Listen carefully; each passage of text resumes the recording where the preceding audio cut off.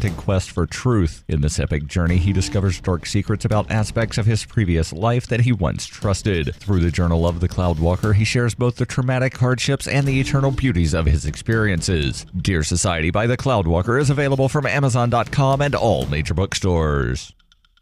UPI reports a federal appeals court in Philadelphia ruled Wednesday that air passengers cannot sue Transportation Security Administration agents over claims of abuse. The Third U.S. Circuit Court of Appeals said because TSA workers aren't investigative or law enforcement officers, they are protected by government sovereign immunity under the Federal Tort Claims Act. The ruling stems from a lawsuit brought by Florida resident Nadine Pellegrino after police arrested her during an altercation at Philadelphia International Airport in 2006. While going through security, she was singled out by agents for additional screening, to which she objected. TSA agents said she intentionally hit them with her luggage as she moved to the screening area, and after further complications, police arrived and arrested her. She spent 18 hours in jail and was later acquitted of charges relating to the altercation. Pellegrino sued for false arrest, false imprisonment, and malicious prosecution. The three-judge panel's 2-to-1 ruling affirmed a lower district court's opinion. Circuit Judge Cheryl Ann Krause, who wrote the majority opinion, said the court recognized the ruling means travelers will have very limited legal redress for alleged abuse. Circuit Judge Thomas Ambro, who dissented, said that by analogizing TSA searches to routine administrative investigations, my colleagues preclude victims of TSA abuse from obtaining any meaningful remedy for a variety of intentional tort claims.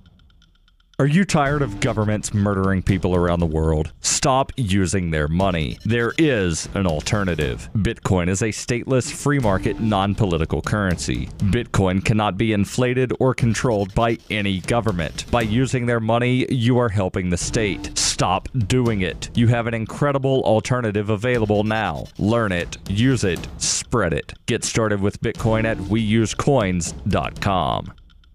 Reuters reports Scott Dozier, who was awaiting execution in Nevada on Wednesday, received an 11th-hour reprieve after a pharmaceutical company sued to block the usage of one of its drugs in the lethal injection process. Alvogen Incorporated, which said the Nevada Corrections Department had obtained a sedative unlawfully, won a court order barring the product from being administered to Scott Dozier as part of the state's newly devised and untested 3-drug execution protocol. Another judge formally issued an indefinite stay of execution. Dozier had been scheduled to be executed at 8 p.m. local time Wednesday at a state prison in Ely, Nevada, about 245 miles north of Las Vegas, in what would have been the state's first execution in 12 years. But the ruling by Clark County District Judge Elizabeth Gonzalez and the stay that later followed by Judge Jennifer Tagliate left uncertain when his execution could proceed. Gonzalez set a status check on the case for September 10th. Corrections spokeswoman Brooke Santina said the execution would remain effectively postponed for at least that long.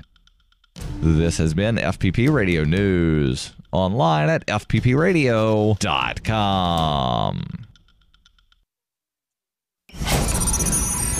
Readers rejoice! This week, Amazon unveiled the Kindle Flair, the latest model of their popular e-reader. The improved device has the ability to loudly and repeatedly announce the title of the book you're reading so everyone knows how smart you are. Breakfast of Champions by Kurt Vonnegut. The hot new e-reader includes a massive catalog of titles, a sleek, easy-to-use interface, and a loud, clear voice that barks the name and author of your book on a loop.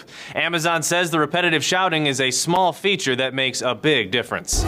Readers say that with crystal clear 150 decibel stereo speakers, the Flair provides the most conspicuous reading experience yet.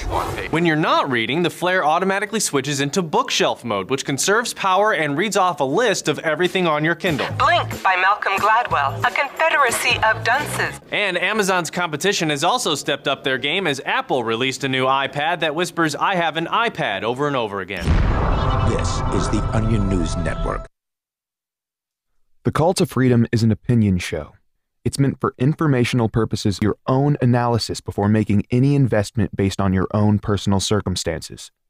You should take independent financial advice from a professional in connection with or independently research and verify any information that you hear from the Call of Freedom and wish to rely upon, whether for the purpose of making an investment decision or otherwise.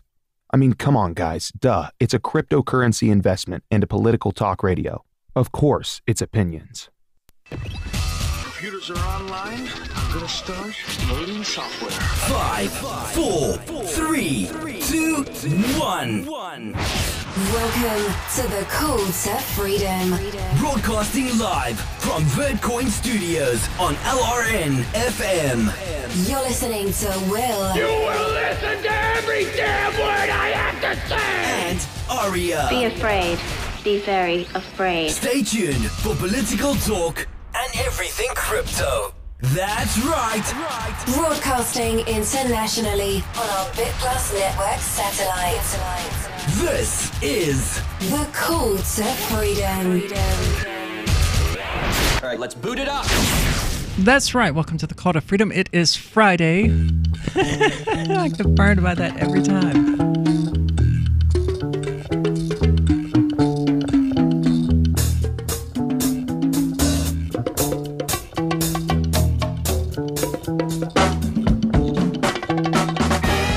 All right, welcome back. It's Friday, July the 13th, 2018. Welcome to the Call to Freedom. I am your host, Aria DeMezzo, broadcasting while waiting on our main host, Will Cully, to arrive. No biggie.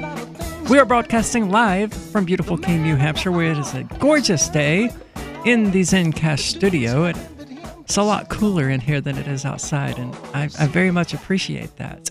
Look, I was wearing all black earlier today, this black tank top and this long black skirt and black and white thigh-length stockings, thigh-length. It was so hot. I was seriously melting by the time I got back to my car. It's not as hot as it was like 2 weeks ago when it was 97, 98 degrees, but it's still pretty hot out there. Anyway, today we're going to be talking about some bizarre and interesting news. Apparently, to the surprise of no libertarians out there, Democrats don't actually want to abolish ICE. They just wanted to virtue signal that they did. And now that Republicans are like, okay, you want to abolish ICE? Well, let's vote on it. Suddenly the people who were all for it, including one of the people who actually introduced the bill, are like, wait a minute. We don't want to actually go on the record as saying that we support ICE, and you're going to force us to. And I love that. I love it when virtue signaling, backfires on itself like that, because that's what this was, clearly. Brought to us by Vox.com, Democrats aren't ready to actually vote for an abolish ICE bill, which is a shame because libertarians have wanted to abolish ICE for a very long time. And we finally got the bordertarian plank removed from the Libertarian Party platform, which was a beautiful day for the Audacious Caucus, and I think even the Radical Caucus was in support of that. But for the first time in years, House Democrats are getting the chance to vote on a Democrat-sponsored immigration bill, and they are planning to vote against it. House Republican leaders said that they would bring up a vote for a contentious abolish ICE bill proposed by 3 Democrats, Representatives Mark Pocan, Pramilia Jayapal, and Adriano Espaillat. I doubt I pronounced any of those names correctly. Knowing it would put the minority party in a difficult position, Republicans knew abolish ICE is divisive for Democrats, so they're taking the most left-wing proposal out there and putting it up for a vote. I see they've been learning to troll from Trump, so kudos on that. That's a Trump move. Progressive Democrats, I hate that phrase because there's no such thing as a progressive Democrat. If you want to find a progressive, you have to look within the LP. But they never thought that their messaging bill, their virtue signaling bill, which would have disbanded Immigration and Customs Enforcement Agency within a year, would make it to the floor. They didn't try to build a coalition around it or even to reach out to parts of the Democratic Conference, Jayapal said. Now they're trying to find a way to match Republican gamesmanship. So, yeah, they didn't put any effort into it. They just said it, and Republicans called their bluff. It is very important that the Democrats be united on this and not let the Republicans score cheap political points, Representative Ro Khanna told Vox. My hope is we will all vote the same way and use this to make the points about what can be done to improve border security. I love how it's no longer about the immigrants who are being unjustly detained and arrested and separated from their families. Now it's back to being about border security. I don't care about the government's borders. I don't respect them and I don't recognize them. Arbitrary lines on a map that people have been fighting and killing each other over for tens of thousands of years. The debate around whether to vote for this bill is an early test of the Democratic Party's increasingly left-leaning policy platform, and so far, Democratic leaders are splintering on the issue. The majority of Americans oppose eliminating ICE, and for now, Democrats seem like they will unify against the bill. I wish we had libertarians in the House that would vote for the bill, that would vote to abolish ICE, because I think that would be the strongest statement that we could make to people who consider themselves progressive and who are for some reason tethered to the Democratic Party. Even the Congressional Hispanic Caucus has come out against the proposal, and the progressive lawmakers who wrote the bill have said they won't vote in favor of it, instead using the floor time to make public statements on Trump's immigration policy. So let's rewind, let's back up, let's get a full picture of what's going on here. So some Democrats put a bill to the House of Representatives calling for the abolition of ICE. And Republicans said, okay, let's vote on it.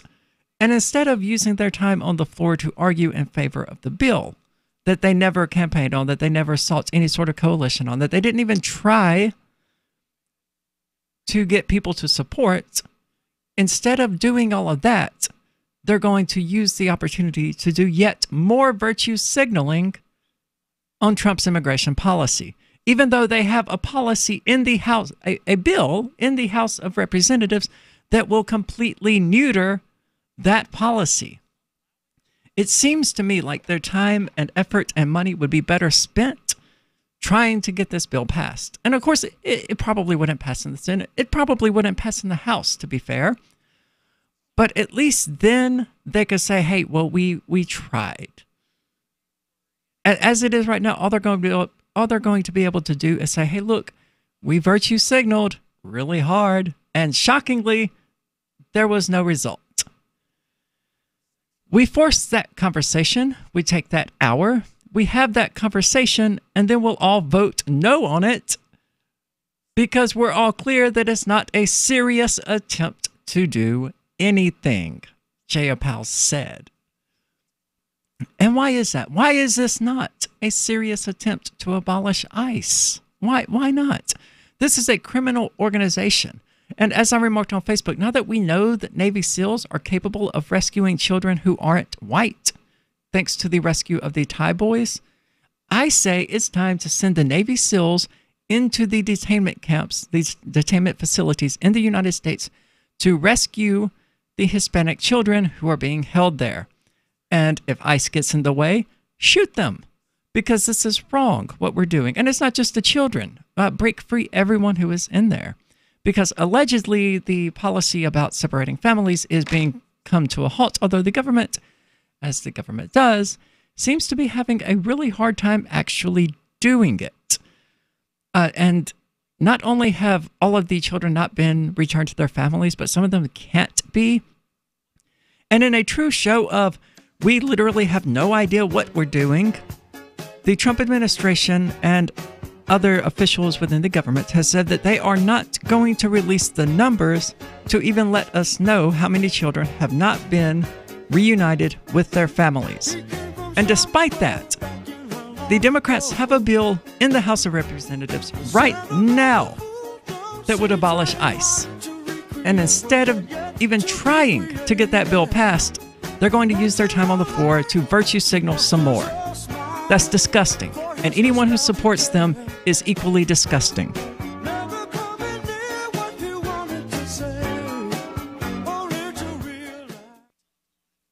Cell 411 is a free app for Android and iOS that replaces government-controlled 911. Cell 411 allows you to preset a group of friends or private organizations to show up at any emergency. Cell 411 is a nightmare for the state because it proves their so-called services aren't needed. Cell 411 has had thousands of installs, and of course it's covered by the BIPCOT no government license. Cell 411 because your friends won't shoot you when you're in trouble. Without the government, who would build the emergency services? You and Cell 411. Get it today at getcell411.com. Hi, I'm Derek J.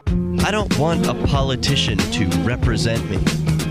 To me, government is the idea that one group of people can coerce everyone to comply with an edict or face increasing punishments up to and including death.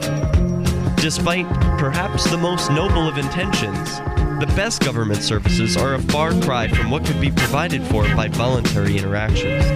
Besides, the people who call themselves the government wage wars and put peaceful people in jail for crimes involving no victims. If Starbucks used some of its money to drop bombs, I wouldn't shop there. So why would I support the American empire? The empire does not require my consent. Derek J's Victimless Crime Spree. Watch it for free and order the Director's Cut DVD at victimlesscrimespree.com. That's victimlesscrimespree.com.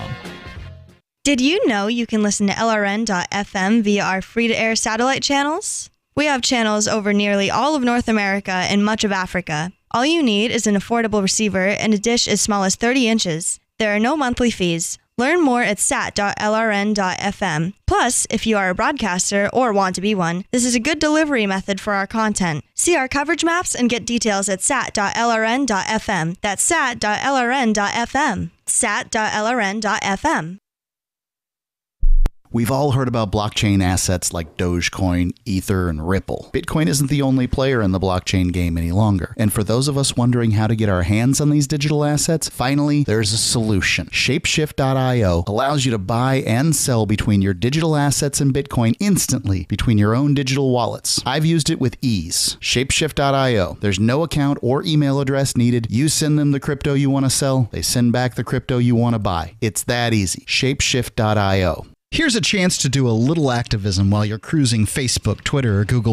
Between the LOL cats, the recipes, the hot girls, and the inspirational sunrise memes, Free Talk Live's posts pass by your newsfeed. Like them, comment. It gives us more exposure. If you don't see our posts, click like at facebook.freetalklive.com and then hover over it to click Get Notifications. It's an easy way to spread the ideas of liberty a bit further. I know you're busy, but you can spare that 1/10 of a calorie it takes to click on something. facebook.freetalklive.com. Free Press Publications is an independent, alternative media and publishing company founded in June 2009 with the mission of ensuring a free press for the freedom movement and is committed to spreading the message of peace, freedom, love, and liberty. FPP also gives new authors an avenue for publishing freedom-oriented material. FPP brings you daily news and commentary on the website fpp.cc, as well as a daily 5-minute newscast, FPP Radio News, and weekly news, views, and commentary in the FPP Freedom Minute and Peace, Love, Liberty Radio at fppradio.com, and the monthly newspaper FPP News at news.fpp.cc. Find FPP online at fpp.cc.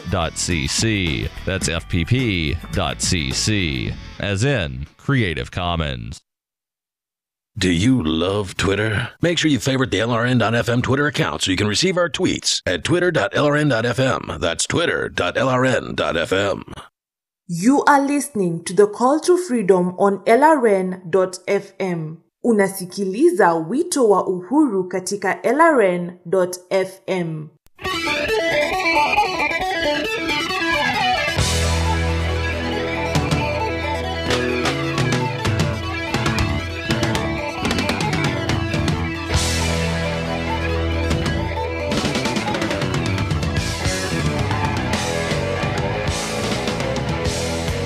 All right, welcome back to the Call to Freedom here on LRN.FM, where we are broadcasting live from the Zencast studio here in beautiful Keene, New Hampshire, and we are discussing Democrats and their virtue signaling before the nation regarding their expressed desire but unwillingness to pursue the abolition of ICE. The Establishing a Humane Immigration Enforcement System Act was supposed to be another messaging bill on immigration. What kind of statement is that? Another messaging bill on immigration. Okay, so we're going to scratch everywhere it says messaging bill, and we're going to replace it with virtue signaling bill, because that's what it is. Messaging just sounds a little bit nicer. With Democrats in the minority in both the House and Senate, Republicans have not entertained any Democratic proposals on the issue. So it was a surprise to everyone when Republican leadership announced it was going to put the bill up for a vote. Clearly a strategy to put Democrats on the spot and get them to show their cards and reveal to the nation that, they're just virtue signaling.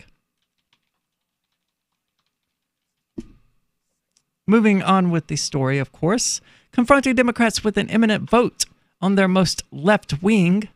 Well, I guess in the true sense of the word, it could be considered left wing, but not in the modern sense of the word. Immigration proposal did exactly what Republicans wanted. It created a deep divide among the Democratic caucus because few people had seen the bill text or had gotten outreach from the authors.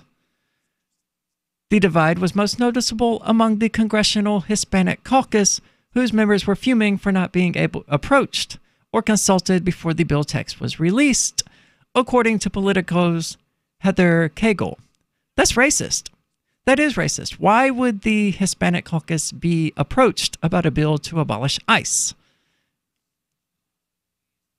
Even though two CHC members, Espaillat and Representative Nydia Velázquez, both of New York, were co-sponsors of the bill, the group came out forcefully against the legislation. Simply terminating ICE fails to address President Trump's underlying cruel immigration policies and priorities that target families and children, said CHC Chair Michelle Lujan Grisham in a statement. But again, the abolition of ICE undoes those policies, or it at least prevents the government and Trump from pursuing them, because ICE is the gun that is being loaded with Trump's bullets, which is his immigration policies and priorities. So abolishing ICE would be the equivalent of taking the gun away from him. Sure, he's still got the bullets, he's still got the policies, but there's no one to shoot them. There's no one to enforce them because the enforcement agency has been abolished. I like how they pretend like they don't know that. The CHC is committed to holding ICE accountable and will continue to work tirelessly to reunite and protect separated families and pass legislation to permanently protect dreamers. Again, things that would be done with the abolition of ICE.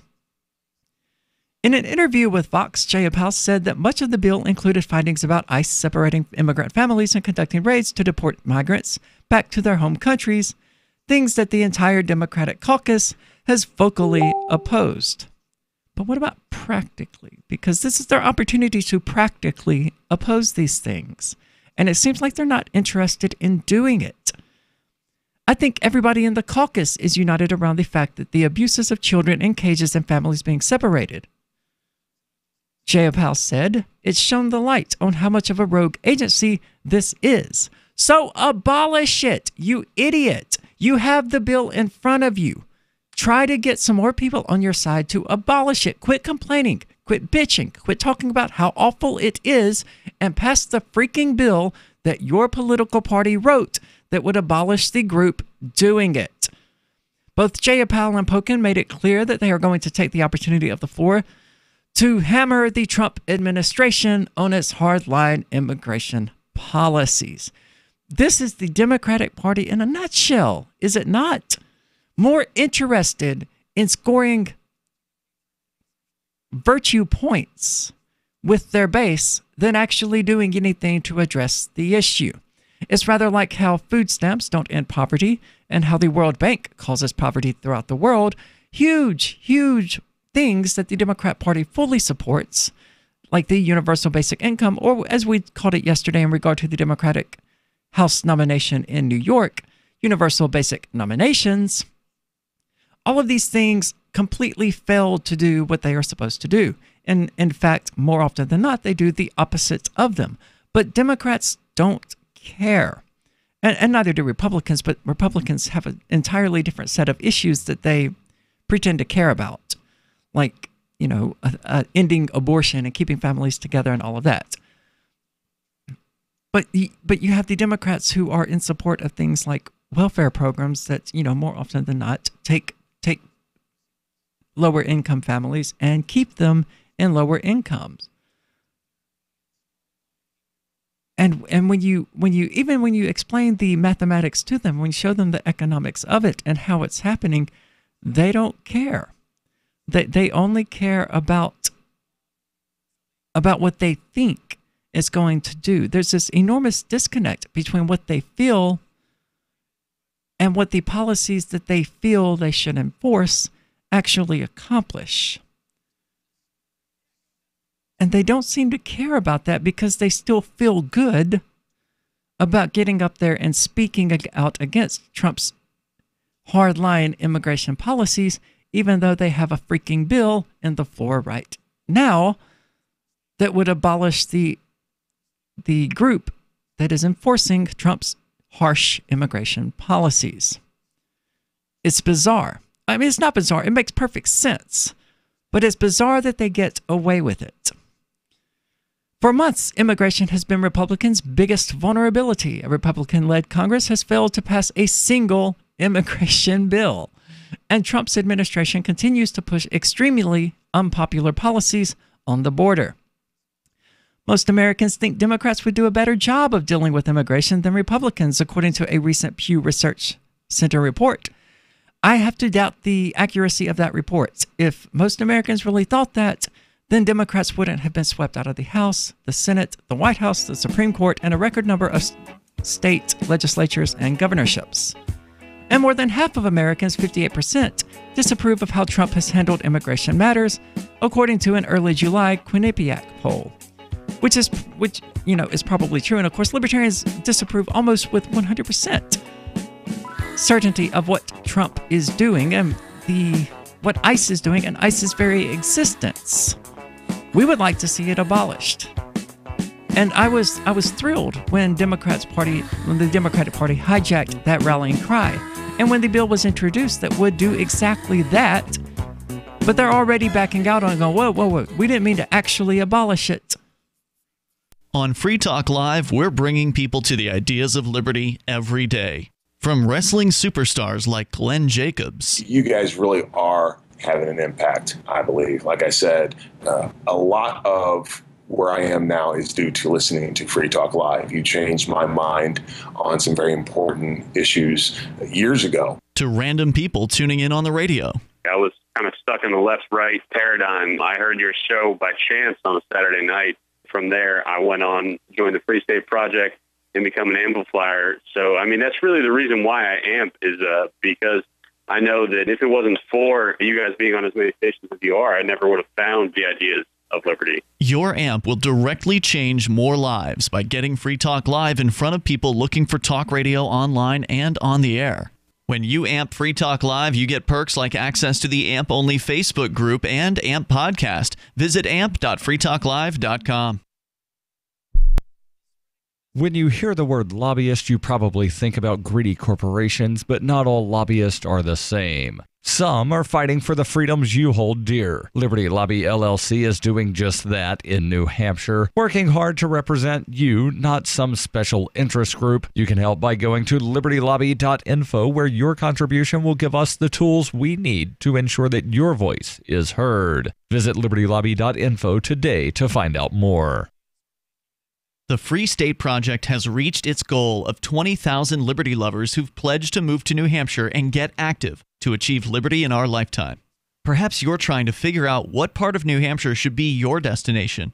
If so, consider Keene. You'll find more than 150 reasons to move to Keene at move.freekeene.com. Keene is famous for its historic, publicity-generating activism, as well as being the liberty media capital of the world. It's home to freekeene.com, New Hampshire's destination for liberty activism, news, and opinion. For years, we've been compiling over 150 reasons to move to Keene at move.freekeene.com, where you'll learn about some of what's happening here and what makes Keene a great place to live. If you love liberty, you'll probably enjoy anywhere you end up in the Shire. But do your due diligence first. Please visit move.freekeene.com for the full list of over 150 reasons to move to Keene. That's move.freekeene.com. Now that you've found the Liberty Radio Network at LRN.FM, you may want to help expose others to our great programs. To assist you in doing so, you'll find resources at promote.lrn.fm, including details on how to get a free bumper sticker, quarter-page flyers you can print out and distribute, banners for your website, as well as files that will allow you to make your own custom banners and graphics. Visit promote.lrn.fm and help bring new listeners to the Liberty Radio Network. That's promote.lrn.fm. This is Michael Dean from the Freedom Fiends. I've run websites since 1996 and have used over a dozen web hosts in that time. AgristHosting.com is the only one that hasn't broken my heart. Agrist Hosting's uptime and service is stellar, and their DDoS mitigation is the best I've seen. That's important because if you tell the truth in this world, you'll ruffle feathers. And some people will try dirty tricks to silence your voice. No matter what the haters hit us with, Agrist Hosting keeps our websites online. If you have a mission-critical commercial presence or a world-changing activism site, you cannot tolerate any skullduggery. So go with AgristHosting.com. Have a WordPress or blog site, but you're not satisfied with performance or uptime? Or just want raw hosting? Want to pay with Bitcoin? Agrist Hosting specializes in high-performance hosting with personalized service. Go to AgristHosting.com and click on the button that says Get Hosted. That's AgristHosting.com.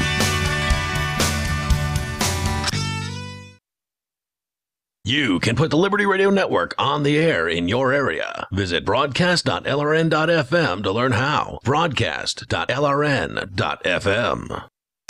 You are listening to the Call to Freedom live on LRN.fm. تستمعون إلى نداء للحرية مباشرة على LRN.fm.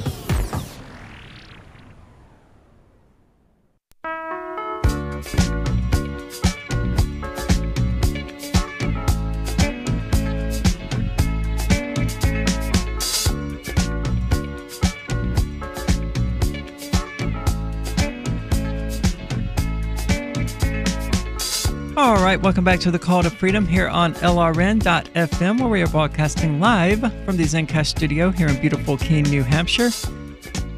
Apparently Will is not going to make it in today, so I'm flying solo for a bit. So give me a few minutes to finish shooting, not a few minutes, a few seconds to finish shooting out this message, and then I can focus on what I'm doing.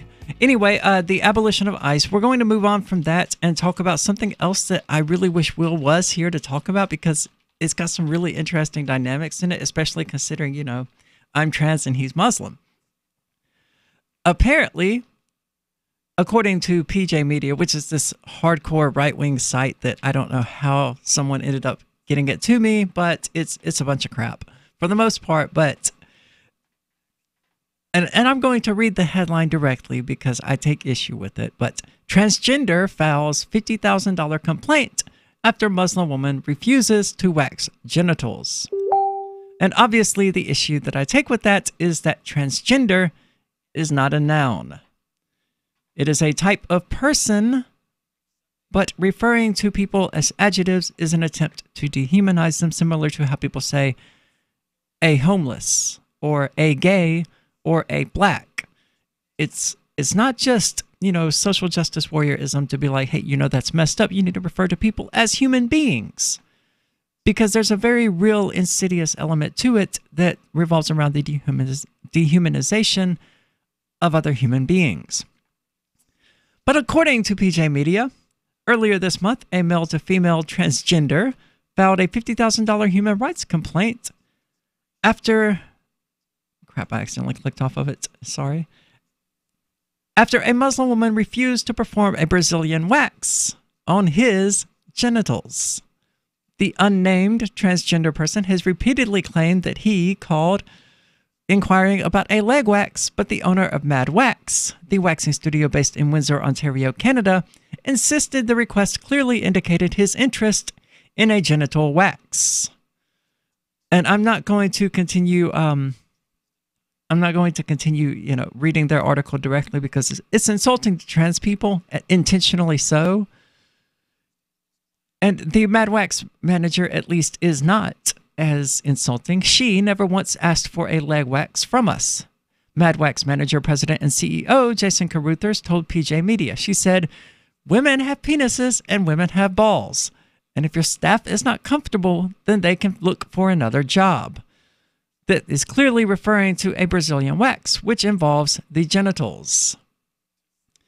Caruthers added that the transgender complaint only mentioned leg wax after the story got out. My guess is she was embarrassed to admit she wanted a Brazilian. The female Muslim employee refused to provide the service based on her religious convictions not to physically touch a man outside her family. Which is something that, any reasonable person should be able to understand. I don't.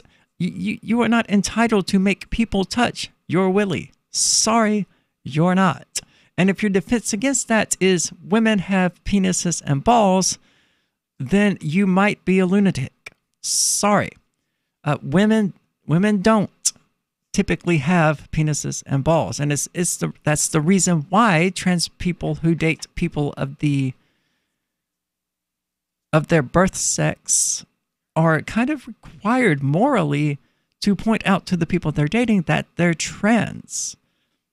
I mean, I've argued with so many trans people about this because they seem to have it in their heads that real life is going to play out like porn does. Like some guy is going to take off their pants and just going to be super thrilled to find a freaking hard penis staring up at him. And that may happen in porn, but in the real world, it doesn't.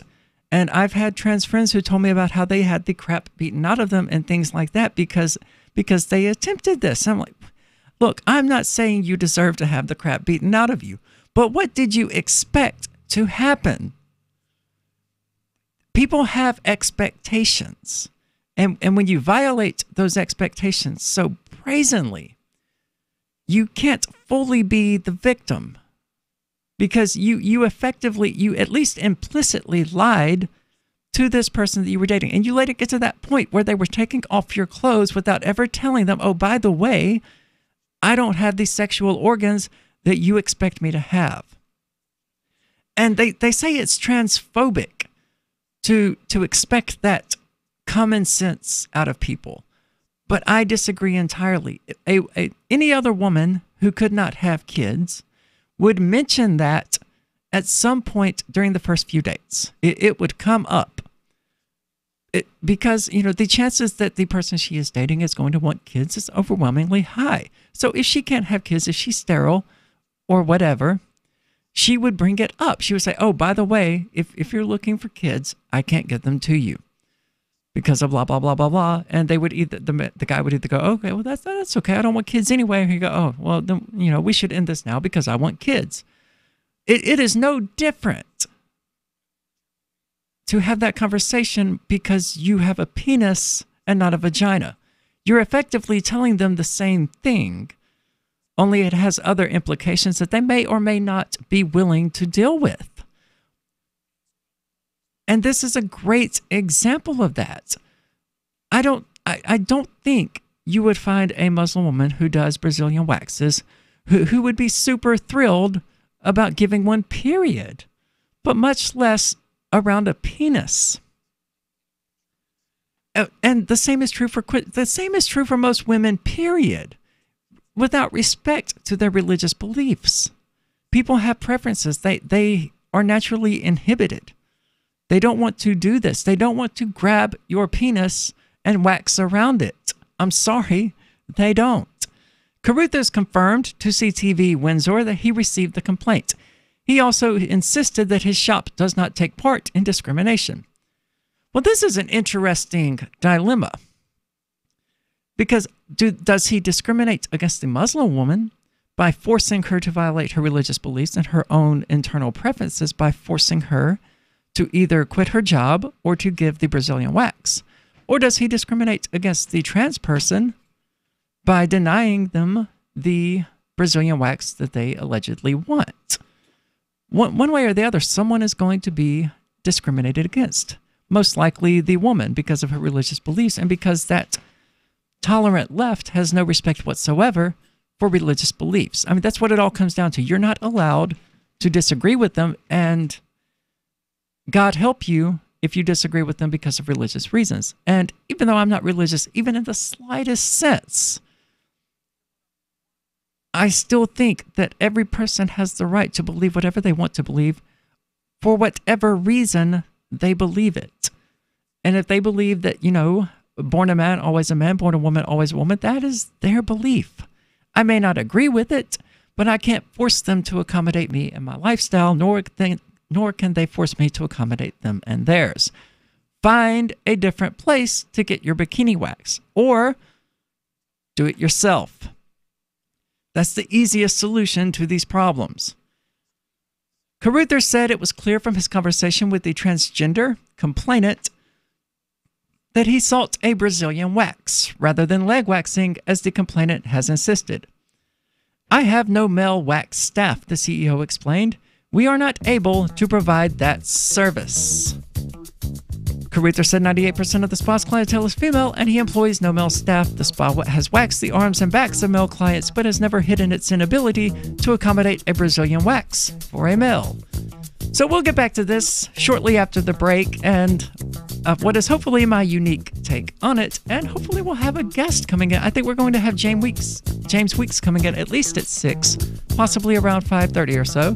But stay tuned. We're going to talk about more of the silliness coming out of the left, and this female who thinks that she is entitled to a Brazilian wax.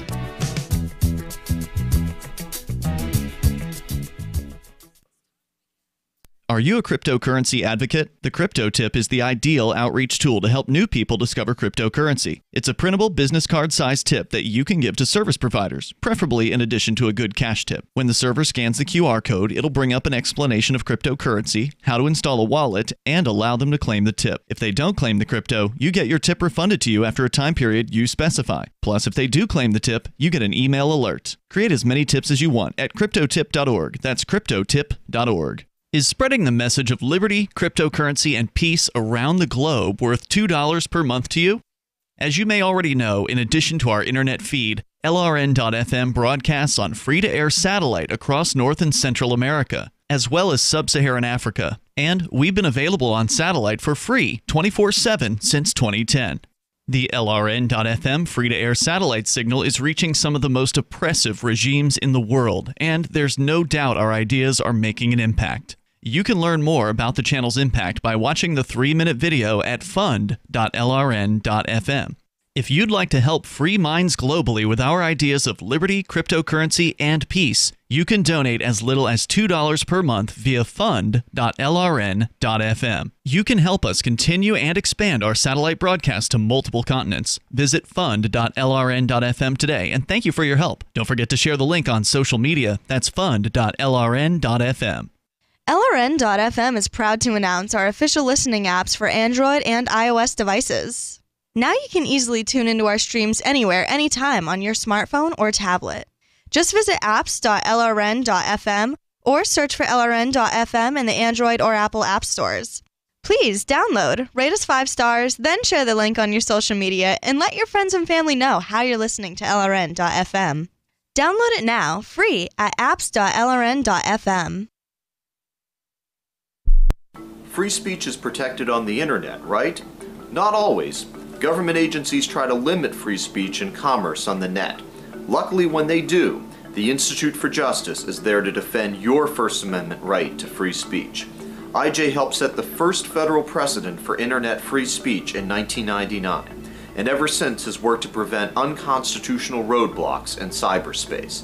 Visit our website today at ij.org. There are lots of ways to listen to Free Talk Live. Our podcast has been around since podcasts began, and now the FTL feed is loaded with content besides our full show archives. Did you know that we make it easy for you to customize your podcast subscriptions? We have different feeds, one that includes only our full shows, one with just the Daily Digest, and one with just the Edgington Post. You decide what you listen to. It's quick and easy to customize your feeds at feeds.freetalklive.com. That's feeds.freetalklive.com. This week, the Forest Service rolled out a brand new Smokey the Bear campaign in which the popular mascot burns to death. They say they hope the shocking turn will get people serious about preventing forest fires for once. The new campaign depicts Smokey the Bear noticing a family leave a flame unattended. Before he can put it out, the entire forest is consumed and Smokey dies in agony while trying to fight the blaze. Despite educating the public for over 70 years, the Forest Service says wildfires have only gotten worse and it was time to take their warnings to the next level. The new ads aim to show that if Smokey the Bear can be killed by the very type of fire he works so tirelessly to prevent, it could happen to anyone at any time. So what's next for the long-running campaign? Well, now that their primary spokesperson is out of the picture, the Ad Council says the PSAs will shift focus to a new character named Little Brian. He's the boy whose family caused the fire in the first place, and he's grappling with crippling guilt over Smokey's death. This is the Onion News Network. Help get LRN.FM into more ears. Visit promote.lrn.fm for a free bumper sticker, flyers, banners, graphics, and more. Promote.lrn.fm. This is Angel Clark, and you're listening to The Call to Freedom on LRN.fm.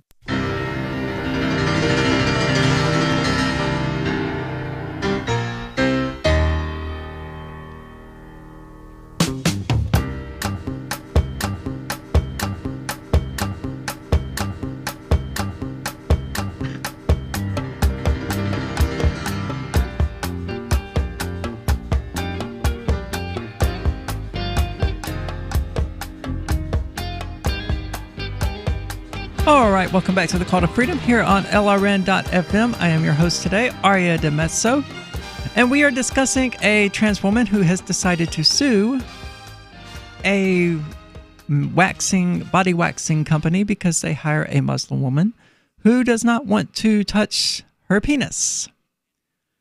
And there's some really confusing back and forth going on in this article about who exactly they're talking about and what their general take is on transgenderism in relation to Islam. And that's something that our own Will Coley could shed a whole lot more light on. But generally speaking, it's really only Saudi Arabia and lately Iran that have these issues with trans people, because historically speaking, Asia and the Middle East have been extremely tolerant of trans people. It's only in recent years, and since the British, screwed up the entire Middle Eastern area and much of Asia as well, that they adopted this hardline stance against everything that wasn't normal. When we've been asked about a male Brazilian wax in the past, we tell them we're not able to provide that service and they move on. Caruthers told the Windsor Star, it's never been an issue. Well, it's an issue now because this was a woman who asked about the service.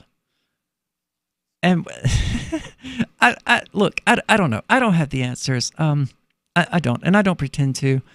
I fully understand that a woman who works at a waxing facility would not want to give a Brazilian wax to anyone who had a penis, whether that person identified as male, female, or a hobgoblin from Venus.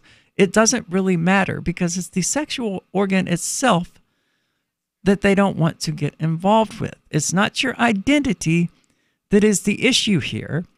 It is your sexual organs. And we know that for a fact, actually, when we evaluated a bit, because what if a trans man wanted a Brazilian wax? I would bet all of my Ethereum that Mad Wax would have no issue accommodating that person.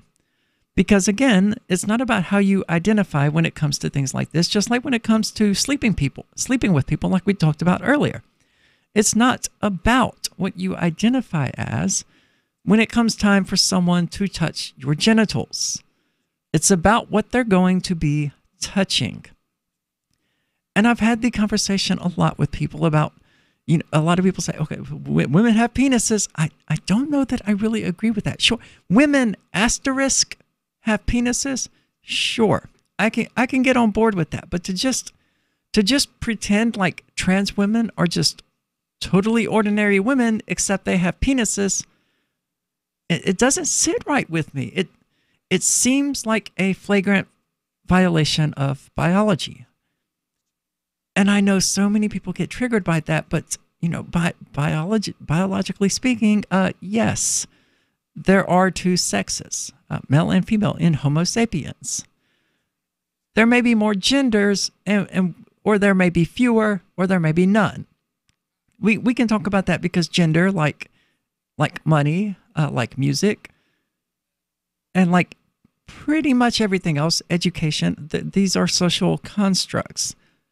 So when you say women have penises, you're referring to the gender of woman, and you say, okay, well, the gender woman is not defined by its sexual organs. Okay, fine.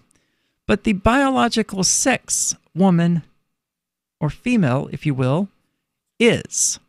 That is literally what, barring medical anomalies like women who are born without vaginas and men who are born without penises, which do happen.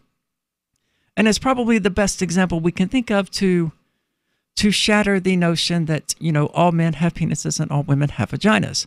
But we're dealing with two totally different things when we start talking about this. And the left in particular, and well, the right as well, they both have this habit of blurring the distinction between gender and sex and acting like they're the same thing, except when it's convenient for them to pretend like they aren't, or to act like to acknowledge that they aren't.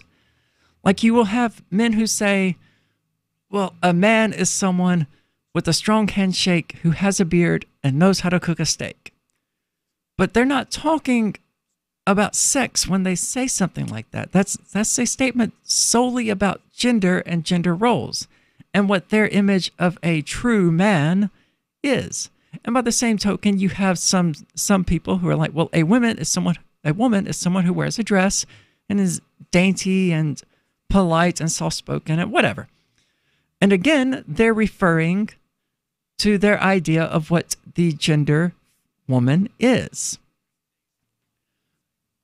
And obviously, any rational person can look at that and say, okay, well, no, what you're talking about there, you're pulling a no true Scotsman, effectively, and you're creating this arbitrary, asinine definition, and you're saying, this is what I think a man is. So when you're encountering this man who has no beard and who is a vegan, but he's totally heterosexual, you would say, oh, that's not a real man. It's a no true Scotsman. And a lot of people do that in regard to gender and pretend like it applies to sexes, or don't even acknowledge that what they're referring to is gender and not sex. Because when it comes down to it, we're talking about male and female, we're talking about man and woman, and they're two distinctly different things. And this is part of the reason why I list my sex as S for she-male, because I do have breasts and hips, but I also have a penis. So I can't just say, well, look, I'm a female, because I'm very clearly not. But nor can I say I'm a male, because again, I'm very clearly not. It gets into some really murky areas, and I can't pretend like I know the answers, because there is no one size fits all answer. There is no definitive answer that will always apply no matter what, because we cannot properly define male and female or man and woman in the first place. It's like we took 50 billion rocks and split them into two piles, and now we're searching for some key characteristic that absolutely unequivocally separates the pile on the left from the pile on the right, when it ultimately comes down to the simple fact that some of the rocks on the left can breed with some of the rocks on the right. Not all of them, but most of them can crossbreed. But other than that, there doesn't appear to be any distinguishing factors. It's really rather arbitrary. Moving on with the story, though, and the general confusion about it, Carruthers called the transgender complainant, clarifying that his company does not provide waxing services to men. His waxer, a Muslim woman, refuses to wax male parts on the basis of her religious convictions that it would violate Sharia, Islamic religious law, to do so. Carruthers also told the complainant that no other staff were available to perform the request. And I think that's where they're having the disconnect, is that Carruthers and the Muslim woman consider this transgender female to be a male on the basis of her sexual organs. And they have that right. They're not discriminating against you when they believe that. They're not discriminating. I guess technically they are discriminating against you, but it's not something to cry about.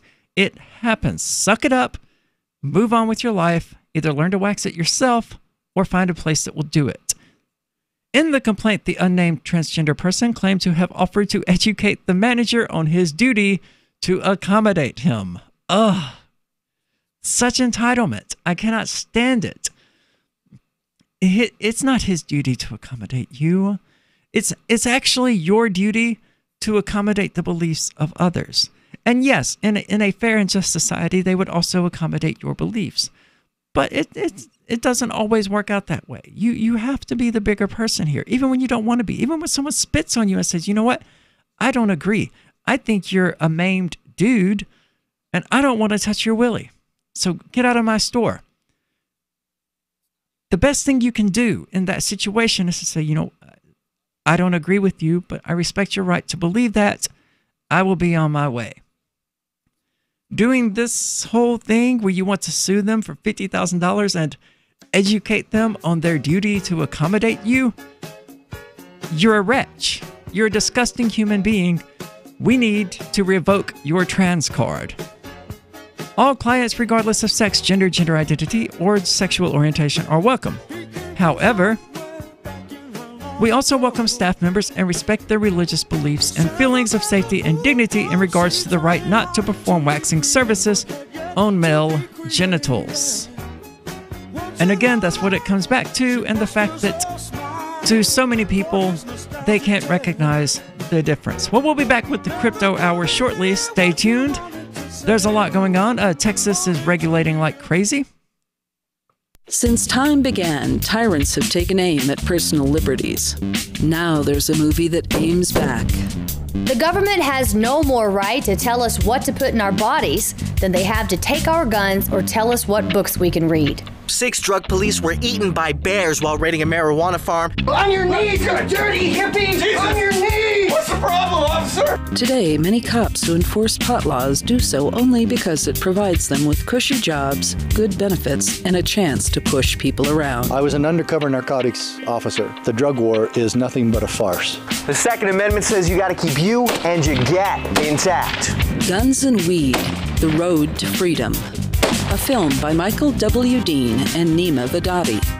DVD available now at gunsandweed.com or on Amazon. That's gunsandweed.com. Makes the perfect gift. Remember, that's gunsandweed.com. LRN.FM now has a Discord. Discord is a free text and voice chat platform, and we now have our own server with a bunch of channels at discord.lrn.fm. You can join other listeners as they chat about various things during our live shows, or anytime, day or night. Discord software is available cross-platform, so you can have it on whatever device you want and take your chats anywhere. Join our Discord at discord.lrn.fm. That's discord.lrn.fm. Radio is the most personal of mediums. I exist right now in your head. If you listen to Free Talk Live regularly, you know me. Free Talk Live is on more than 160 radio stations around the U.S. and has been downloaded on every continent around the world. Hundreds of thousands of listeners with ad packages from $600 a month to $6,000 a month. Imagine what we can do for your business, project, website, or idea. Email me, Mark at freetalklive.com. More of the Call to Freedom is coming up next, live after the news on the Liberty Radio Network at LRN.FM. From Keene in the Shire, the Liberty Media capital of the world, this is Daryl W. Perry, host of FPP Radio News for Thursday, July 12th, 2018. Silver is trading at $15.87 per ounce. Gold is valued at $1,244 per ounce. Zencash is trading at $21, and the average price of Bitcoin is $6,197.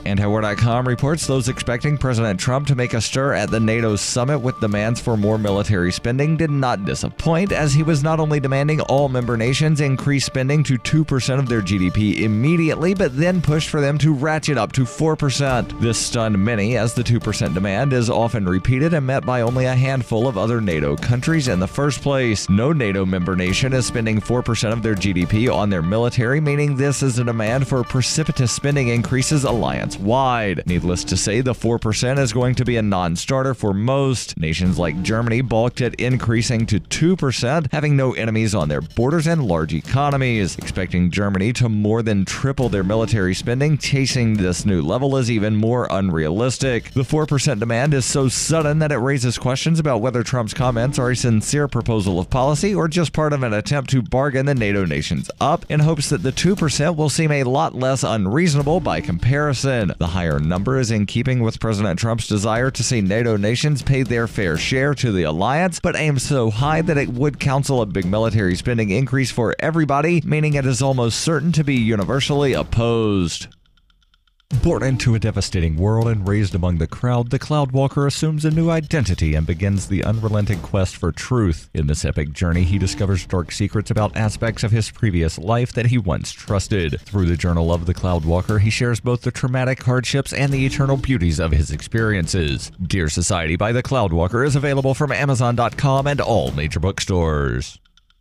UPI reports a federal appeals court in Philadelphia ruled Wednesday that air passengers cannot sue Transportation Security Administration agents over claims of abuse. The Third U.S. Circuit Court of Appeals said because TSA workers aren't investigative or law enforcement officers, they are protected by government sovereign immunity under the Federal Tort Claims Act. The ruling stems from a lawsuit brought by Florida resident Nadine Pellegrino after police arrested her during an altercation at Philadelphia International Airport in 2006. While going through security, she was singled out by agents for additional screening, to which she objected. TSA agents said she intentionally hit them with her luggage as she moved to the screening area, and after further complications, police arrived and arrested her. She spent 18 hours in jail and was later acquitted of charges relating to the altercation. Pellegrino sued for false arrest, false imprisonment, and malicious prosecution. The three-judge panel's 2-1 ruling affirmed a lower district court's opinion. Circuit Judge Cheryl Ann Krause, who wrote the majority opinion, said the court recognized the ruling means travelers will have very limited legal redress for alleged abuse. Circuit Judge Thomas Ambro, who dissented, said that by analogizing TSA searches to routine administrative investigations, my colleagues preclude victims of TSA abuse from obtaining any meaningful remedy for a variety of intentional tort claims.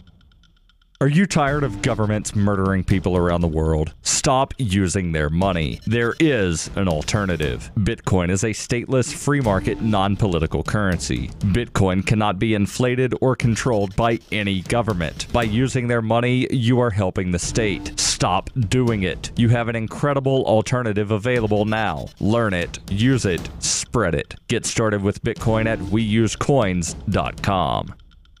Reuters reports Scott Dozier, who was awaiting execution in Nevada on Wednesday, received an 11th-hour reprieve after a pharmaceutical company sued to block the usage of one of its drugs in the lethal injection process. Alvogen Incorporated, which said the Nevada Corrections Department had obtained a sedative unlawfully, won a court order barring the product from being administered to Scott Dozier as part of the state's newly devised and untested 3-drug execution protocol. Another judge formally issued an indefinite stay of execution. Dozier had been scheduled to be executed at 8 p.m. local time Wednesday at a state prison in Ely, Nevada, about 245 miles north of Las Vegas, in what would have been the state's first execution in 12 years. But the ruling by Clark County District Judge Elizabeth Gonzalez and the stay that later followed by Judge Jennifer Tagliate left uncertain when his execution could proceed. Gonzalez set a status check on the case for September 10th. Corrections spokeswoman Brooke Santina said the execution would remain effectively postponed for at least that long. This has been FPP Radio News, online at fppradio.com.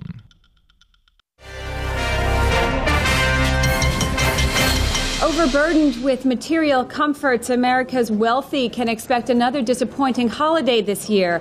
As Brian Scott tells us, the rich will simply be buying too many things to experience the true meaning of Christmas. All across the country, those at the top of the economic ladder are denied a privilege that the poorest of the poor take for granted. Rather than fall victim to the rampant consumerism that seems to increase each year, the poor find meaningful joy in simple Christmas traditions, like singing carols to keep warm and hugging relatives who have not yet died. At stores like these, the spiritually bereft must scramble for popular holiday toys in a vain attempt to duplicate the Christmas-time happiness that the impoverished enjoy. Poor people are grateful for just a roof over their heads or something to eat. My wife and I are both lawyers, so that's not enough for us. certainly hope poor people don't take what they don't have for granted. This is the Onion News Network. The Call to Freedom is an opinion show. It's meant for informational purposes only. It is not licensed financial advice. It is very important to do your own analysis before making any investment based on your own personal circumstances. You should take independent financial advice from a professional in connection with or independently research and verify any information that you hear from the Call of Freedom and wish to rely upon, whether for the purpose of making an investment decision or otherwise. I mean, come on, guys. Duh. It's a cryptocurrency investment and a political talk radio. Of course, it's opinions. Hold. Hold. Hold.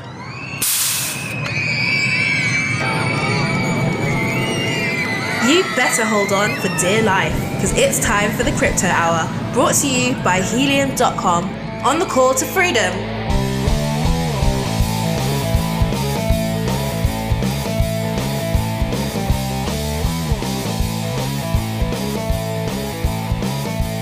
All right, welcome back to the Call to Freedom here on LRN.FM, where we are broadcasting live from the Zencash studio here in beautiful Keene, New Hampshire. Of course, this is the Crypto Hour, brought to you by the Motion Project. Motion Project is sort of the GoFundMe of cryptocurrencies in that it is a platform that allows the creation, the promotion, and the funding of other projects. Check them out at motionproject.org. We actually have a project coming up that I've been working on the past few days and that Will Coley has been working on for a couple of months called Sadaka.io, which is the Arabic word for charity, and the goal of it is to revolutionize charity by setting people up with using donated funds to set people up with miners and full nodes for Motion and Zencash and other cryptocurrencies, probably Monero or something like that at some point, in a sort of gift that keeps on giving /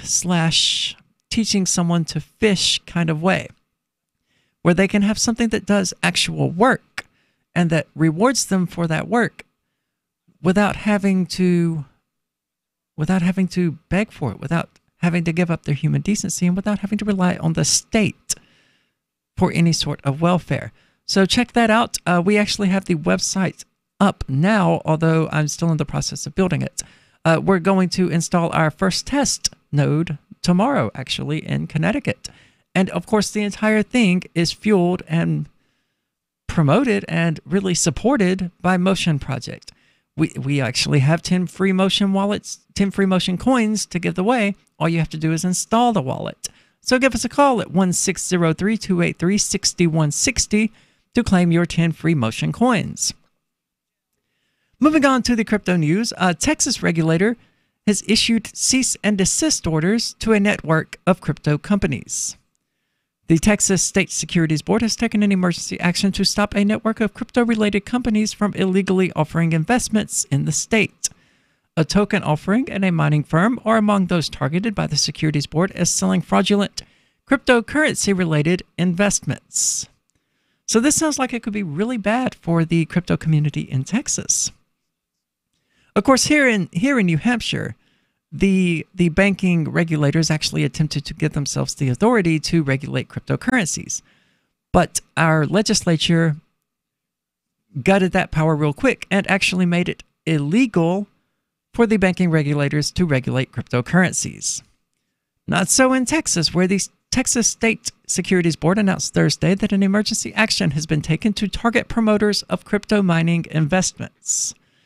According to the notice published on July 12th by the board, Texas Securities Commissioner Travis J. Owls took emergency action July the 11th to stop a network of companies from fraudulently, that's the exact same sentence.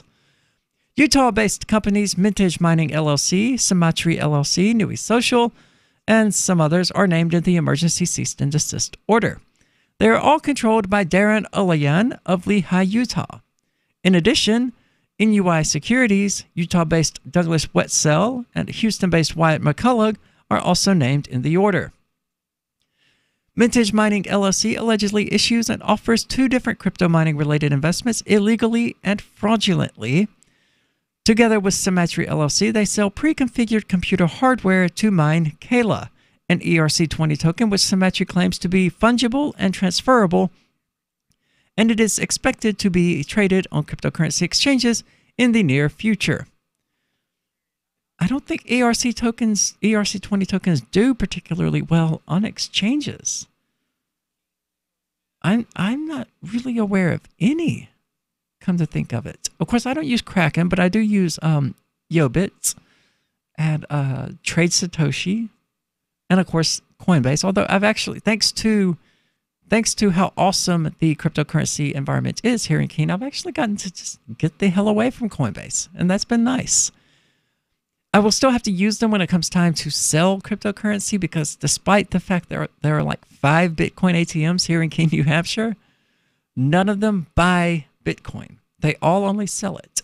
And when I spoke with the owner of them about that, he said, well, that's really not what I'm trying to do. So he's more interested in helping people acquire cryptocurrency than he is in making money. And I think that's really awesome. But anyway, Symmetry also claims that more than 13,000 users have signed up for Kayla's ICO, which sold more than 814 million tokens. Wow. And I'm not saying wow because that's impressive. I'm saying wow because that is a lot of tokens to begin your ICO with. I think AirSwap only did 500 million total, and they only sold 350 million of them. And here's a company that sold 814 million. Of course, when you make an ERC20 token, you can make hundreds of trillions of them if you would like. But it says a lot about their relative worthlessness that there are already 814 million of them split among 13,000 users. It supposedly raised over $8.5 million and more than 800 Bitcoin. According to the commissioner, Symmetry is not disclosing material information about the value of its cryptocurrency Kayla, nor is it providing information about the risk of investments in the computer hardware used to mine Kayla. I am not familiar with Kayla, so I'm going to look into them real quickly and see what we can find out about them. It doesn't sound like, it sounds like any other ERC20 token, except maybe it's more legit than like Bitcoin Silver, and maybe it's going to do a little bit better than AirSwap. But I don't see the point. Their website is typical for ICOs and recent ICOs, in that it is more interested in promoting Kayla and getting you to give them money than it is in actually informing you of what it does. NUI Social is a multi-level marketing company that claims to have more than 300,000 members in 140 companies. Members of the scheme, that's Bitcoin.com's word, recruit individuals for crypto investments and earn commissions for the people that they recruit. This sounds similar to BitConnect. Wetzel and McCullough were named for publishing advertisements targeting Texas residents, the commissioner explained. According to the document, the promoters made claims such as, the average weekly rate of interest varies from 3% to 7%, and the annual rate of interest ranges from 180% to 250%. Well, I can see why that would irritate the Texas board of whatever it was, but it's not unusual for ICOs to do that. And if we open this Pandora's box of allowing state regulation boards to begin cracking down on ICOs, it's not going to end well. And of course, most ICOs, as we talked about yesterday, and as we talked about repeatedly, are scams, but not all of them. And we need to fix that ourselves. We need to fix the scams, and I actually created a website designed to do that. But we don't need the government to do it, because the government will never do it successfully. They will only get in the way and stifle innovation and create fedcoin.gov that will completely destroy the valuable aspects of cryptocurrency. And that's the last thing we want. We as a community, the last thing we want is for government to regulate cryptocurrency. So why in God's name are we allowing cryptocurrency companies to do things that we know will get the attention of government and will get the government to regulate them? It's stupid, it's bizarre, and it's backwards, and we need to stop it.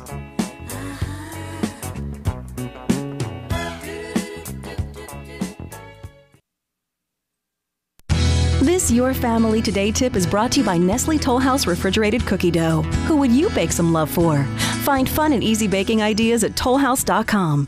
Kids love doing arts and crafts projects, especially when you join in. Try channeling all that artistic energy into the kitchen and bake up some creative treats together. Think of your art supplies as the frosting, sprinkles, and decorating gels, and use cookies or cupcakes as your canvas.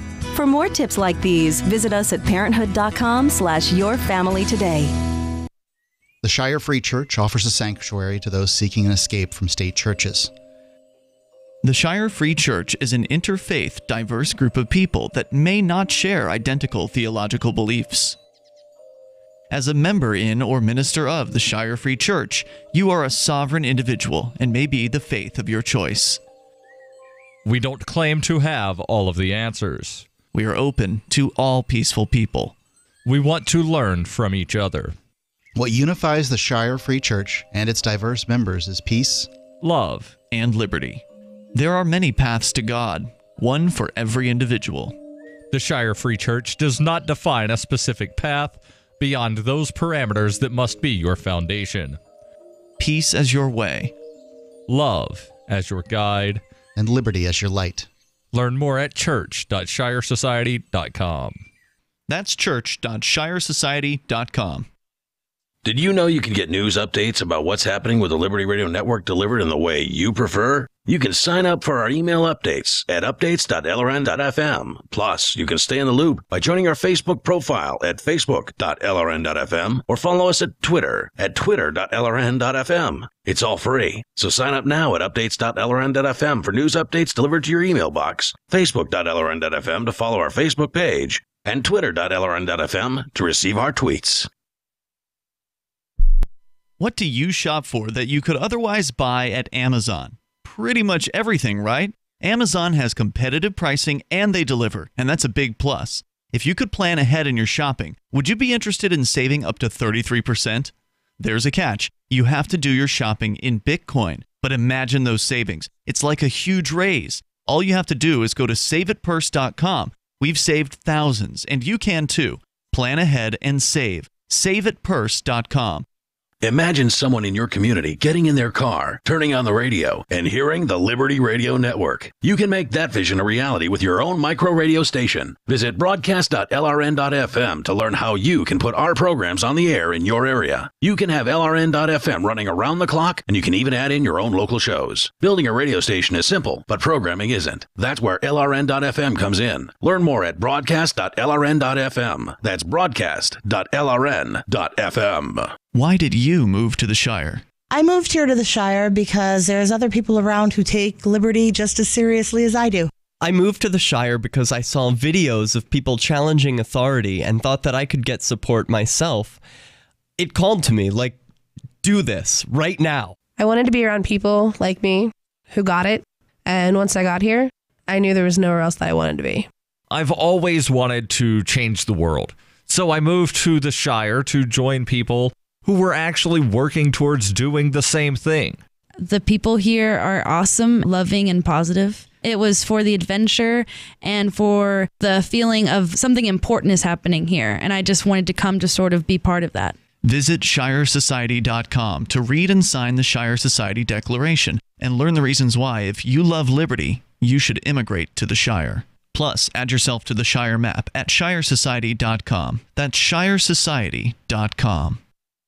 Some of our live shows are streamed in HD on Twitch. Please follow and share at twitch.lrn.fm. That's twitch.lrn.fm. You're listening to The Call to Freedom on LRN.FM. تستمتعون إلى برنامج نداء للحرية مباشرة على LRN.FM.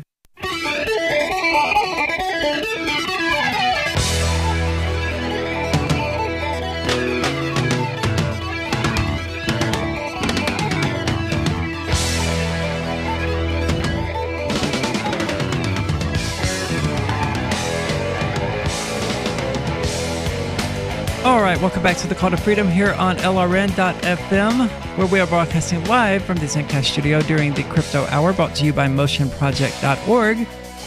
And in the Crypto Hour, we have bad news for people in Japan. Apparently, Japanese police have seized cryptocurrency belonging to a man with unpaid parking fines. The police explained that the revised funds settlement law enacted in April last year allows cryptocurrency to be seized like any other asset. Which is funny because Keene loves its parking meters and it loves its parking fines. As I learned like on day 3 of being here, when I got a parking ticket, it's a good thing they can't seize cryptocurrency. And I would like to know how Japanese police identified his cryptocurrency in order to seize it. But maybe it's within the article. The Hyogo Prefectural Police Traffic Guidance Division announced this week that it has seized cryptocurrency owned by a 59-year-old resident with multiple delinquent parking ticket charges, local media reported. Hyogo is a prefecture in the Kansai region of the country's main island, Honshu.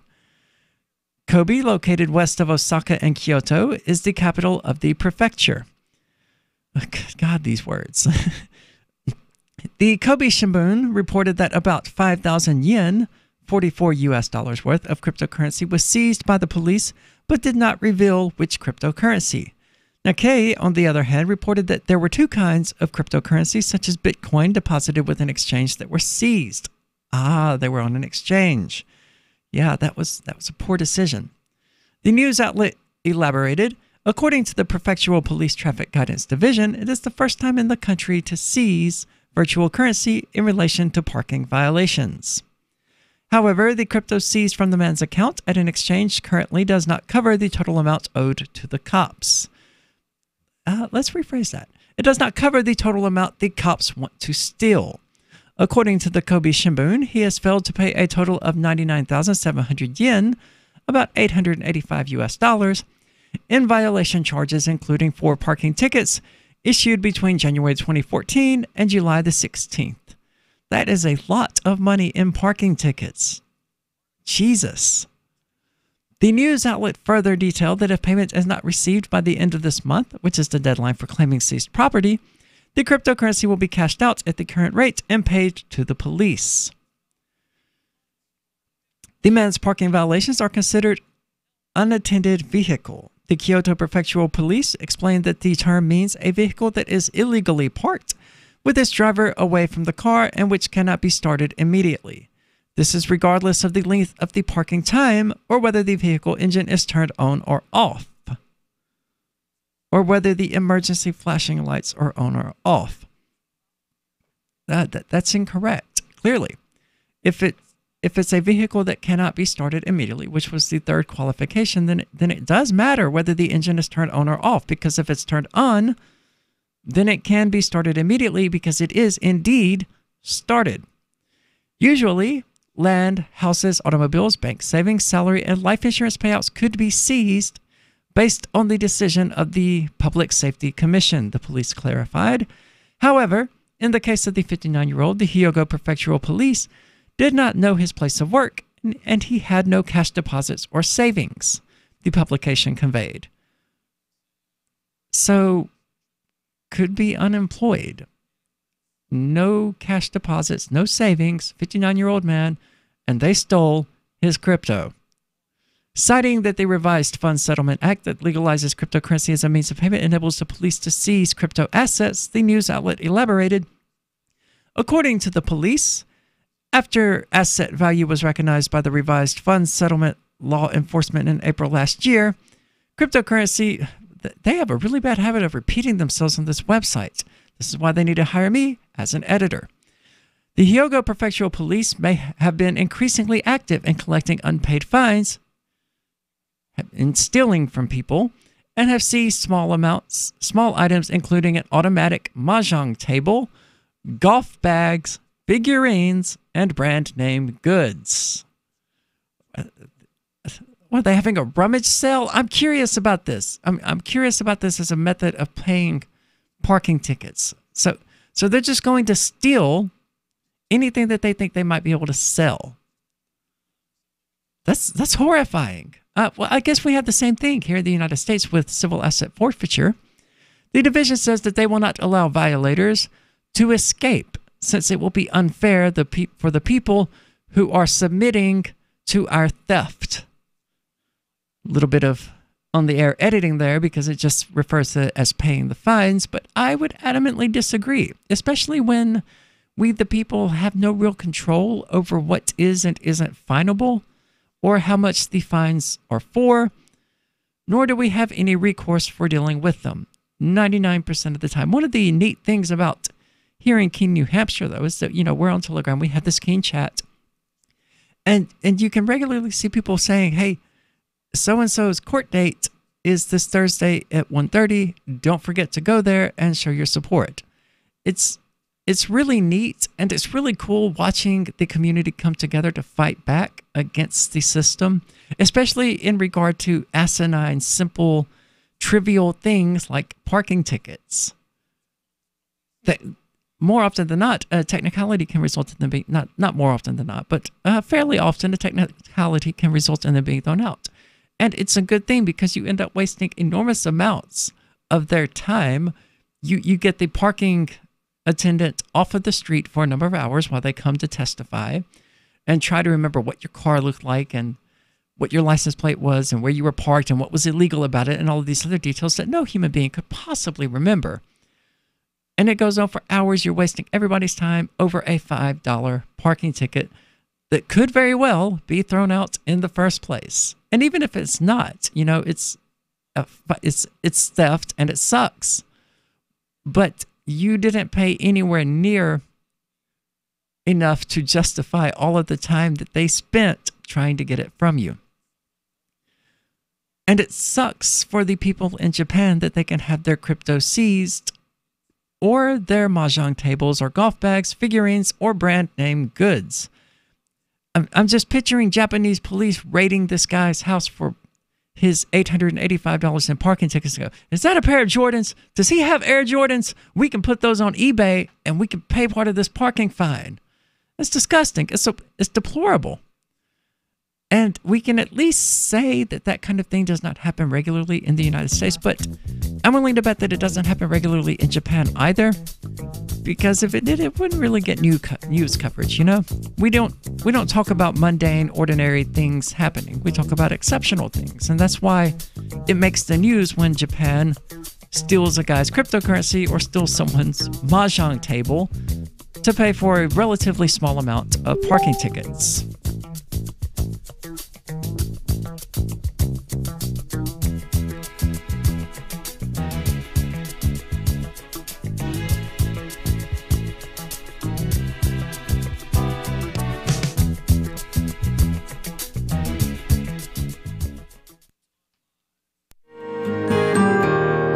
So the protection of life, liberty, and property is what the Free State Project is all about. But it's an effort to move 20,000 people who understand. It's about demonstrating to the entire country that, yeah, we can have a free market, a truly free market. Making it just a freer, great place to live. It's the world's largest voluntarist libertarian community, and it's only getting bigger. That's amazing, to be able to move to a place where other people passionately believe in being free and independent. What the Free State Project is managing to do, though, is to put their money where their mouth is. It's physically getting up across the country and saying, let's go someplace and let's demonstrate the power of these ideas. There's a lot of kind of philosophy that surrounds liberty. There's a lot of thinking about it and talking about it. But here in New Hampshire, people are doing it. 101 Reasons Liberty Lives in New Hampshire, a documentary by Free State Project Early Movers. Watch it free at 101reasonsfilm.com. 101reasonsfilm.com. Looking for a great real estate investment? Consider New Hampshire, which is ground zero for the Liberty Movement. Your first call should be to Mark Worden from Porcupine Real Estate. He's more than just a real estate agent. He's your New Hampshire concierge. Where are the best places to live? Do you want farm, city, the burbs, or forest? Do you want a duplex or multifamily building so that renters pay your mortgage? There are homes in all price ranges in New Hampshire, and Mark can help with financing too. Invest in liberty and property. Mark Worden can help. PorcupineRealestate.com. The easiest thing in the world for a reader to do is to stop reading, according to the late, great Barney Kilgore, who became managing editor of the Wall Street Journal in 1941 and grew the paper's circulation from 33,000 to 1 million by the 60s. And he'd be pleased to know that his paper is one of the few that people now pay to read online. Someone else pre-internet who realized that attention is fragile? Motown Records founder Berry Gordy. In the early 60s, when his label dominated the charts, he'd bring a dozen real people into the Hitsville, USA studios and audition songs. And he'd ask, if you were down to your last dollar, would you spend it on this record or would you buy a sandwich? Today, attention span seems like an oxymoron.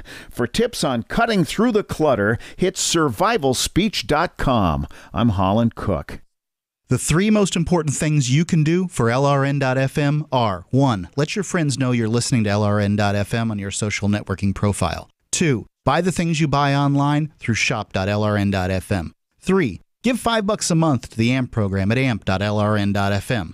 It's my firm belief that the AMP program is the best use of your charitable dollar among liberty-oriented groups. Support all your favorite organizations, but make sure you give $5 a month to the AMP program at amp.lrn.fm.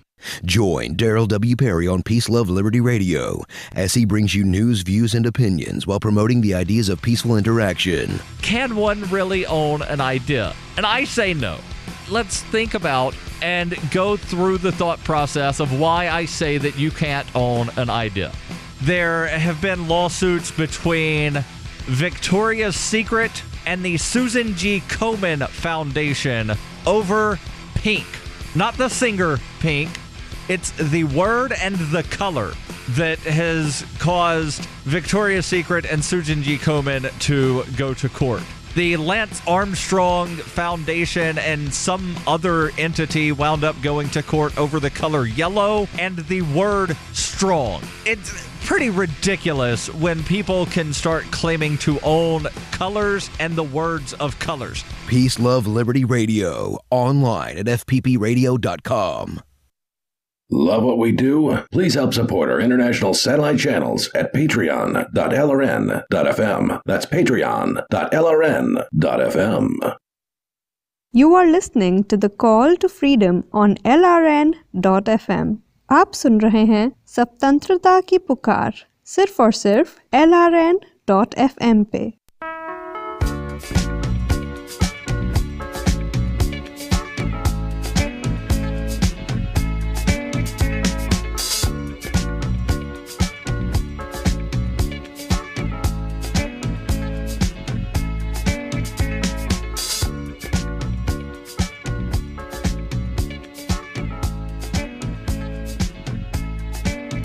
All right, welcome back to the Crypto Hour, brought to you by MotionProject.org here on the Call to Freedom. I am your host, Arya DeMezzo, and we are talking about Japan right now, but we're actually going to move on to something that we will have probably increasingly strong opinions on as time goes forward, because apparently a Bitcoin Cash-fueled version of Patreon is coming this August. And that comes uncomfortably close to what Motion Project is doing. Just recently, a team of programmers announced the creation of Bitreon.cash, a platform that aims to be similar to the popular membership application Patreon. This particular platform, however, will be censorship resistant and powered by Bitcoin Cash payments. In order to fund the protocol, two developers have raised 47 Bitcoin Cash so far out of their 100 Bitcoin Cash goal. The funds will be used for marketing Bitreon. I need to send this to some people. It actually sounds fairly interesting. Patreon is a platform designed by Jack Cunt. None of that's interesting. Anyway, two developers, James Bira, the creator of Cashflow.fm and the React wallet, alongside a front-end engineer named something, plan to launch a functional Bitreon.cash on August the 1st. The development team plans to deliver the complete Bitreon application on September the 1st. Bitreon.cash has released a project white paper which details how the platform will function in a decentralized platform fashion and use Bitcoin Cash.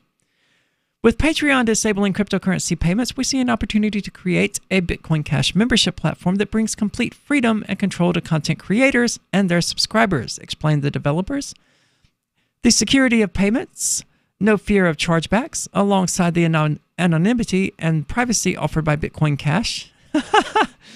Good joke. And the Patreon platform will make it possible for creators to reach their maximum creative potential and the subscribers to enjoy the best their favorite creators can offer.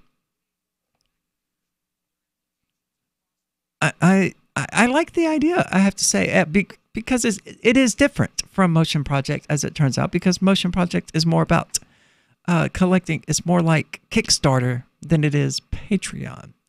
It's not a subscription platform. We're aiming to make Bitreon.cash the most popular content membership platform on the internet, making Bitcoin Cash adoption skyrocket and enable people to earn all over the world. The Bitreon developers say that there will be many benefits to using the decentralized application over a centralized service like Patreon, like how Patreon changed it to begin tacking on user fees back in December, I think it was, and pissed off their entire user base about it. They did ultimately undo it, but it was a bad idea in the first place that any focus group that they put it through would have kept them from doing. So one has to marvel at the weakness inherent in centralized services and the bad decisions that they seem to be prone to. And of course, that's not to say that decentralized services don't make bad decisions. Clearly they do. If they didn't, the state would have never come into existence, because it was the original decentralized idea that ultimately centralized. By definition, I mean, originally there was no centralization. So by democratic and fluid organic ideas and actions, we ended up centralizing and coming up with this awful idea. So decentralization is no hallmark against making bad decisions. It's no safeguard against making bad decisions. Bitreon will also be smart contract based by utilizing InChain's new SDK Nakasendo. Additionally, people can register anonymously and be paid without sharing identification. Now that's a cool idea. I like the idea of using smart contracts for that. Like you only get paid when you upload the video, so you have the smart contract there that says, when video uploaded, pay this amount. That's cool. I like that. I think that's a really good fit for cryptocurrency in general, and a good fit for smart contracts. We impose zero censorship and terms for the content you share and will always defend your right to free speech, explains the Bitreon developers. With 47 Bitcoin Cash, the Bitreon team is well on its way to raising what they need for marketing the project to new users. Once the functional Bitreon application is released into the wild this August, news.bitcoin.com plans to review the platform after launch. According to this post on Reddit, the legitimacy of Bitreon has been contested, and a Bitreon donor has complained of discrepancies. The developer of Cashflow, Jimmy Bearer, has denied the claims and says he plans to refund the donor and will still launch the platform Sunday. So I went to check into that since I just kind of gushed on them a bit. The user on Reddit says, Jimmy Bearer, I caught him in a lie. He was claiming to other people that I am helping him with development. That means his claims of having agreements with creators from Patreon and Medium must be lies too. Well, could be lies too. Now he claims he will return our money on Sunday, which is just enough time for him to disappear. I've included my entire email correspondence with him, including irrelevant things, just for the sake of full transparency. To start with, he was lying to /u ex modulus. I don't see the emails to which he is referring. I guess it's this. I can invest 9.99 Bitcoin Cash, but before I send funds, could Jamie Bearer, Maki is that weird name, and Tim Potter add me on LinkedIn? They can remove me after. I just want proof that you are who you say you are in the Reddit post. Which, I mean, seems reasonable enough, especially in this age of so many scams. But how do I get out of this? Go back. I don't care. And it goes on to, none of this is interesting.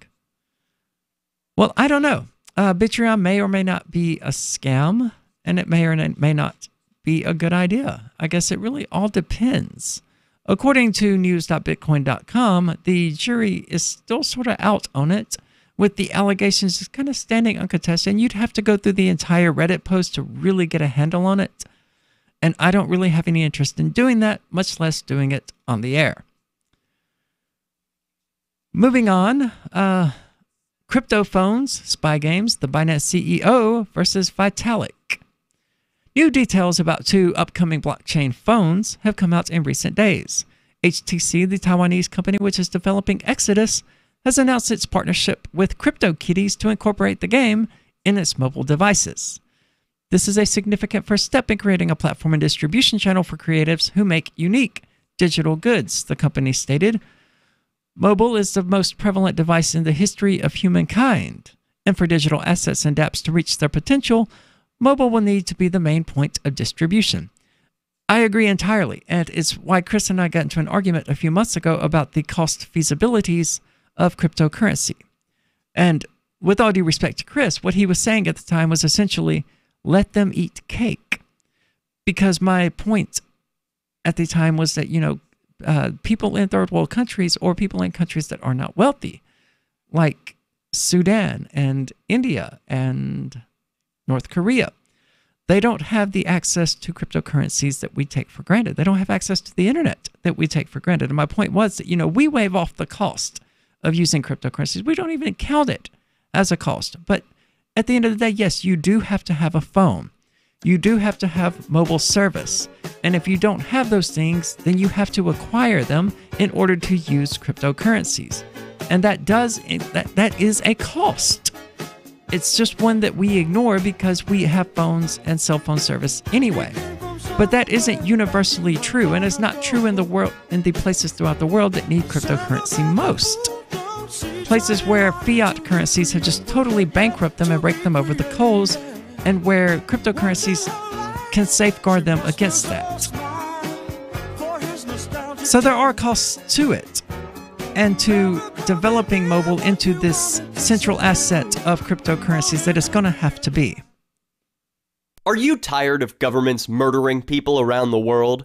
Stop using their money. There is an alternative. Bitcoin is a stateless, free market, non-political currency. Bitcoin cannot be inflated or controlled by any government. By using their money, you are helping the state. You have an incredible alternative available now. Learn it, use it, spread it. Get started with Bitcoin at Bitcoin.com. That's Bitcoin.com. Is spreading the message of liberty, cryptocurrency, and peace around the globe worth $2 per month to you? As you may already know, in addition to our internet feed, LRN.FM broadcasts on free-to-air satellite across North and Central America, as well as Sub-Saharan Africa. And we've been available on satellite for free 24/7 since 2010. The LRN.FM free-to-air satellite signal is reaching some of the most oppressive regimes in the world, and there's no doubt our ideas are making an impact. You can learn more about the channel's impact by watching the 3-minute video at fund.lrn.fm. If you'd like to help free minds globally with our ideas of liberty, cryptocurrency, and peace, you can donate as little as $2 per month via fund.lrn.fm. You can help us continue and expand our satellite broadcast to multiple continents. Visit fund.lrn.fm today, and thank you for your help. Don't forget to share the link on social media. That's fund.lrn.fm. Did you know we've taken our LRN.FM telephone listen line to a new level with the LRN.FM audio on demand line? Now you can call 712-770-8447 anytime and listen to LRN.FM's live feed. And you can listen to a bunch of our original shows on demand. Long distance fees may apply. Just dial 712-770-8447 and choose from the menu. 712-770-8447.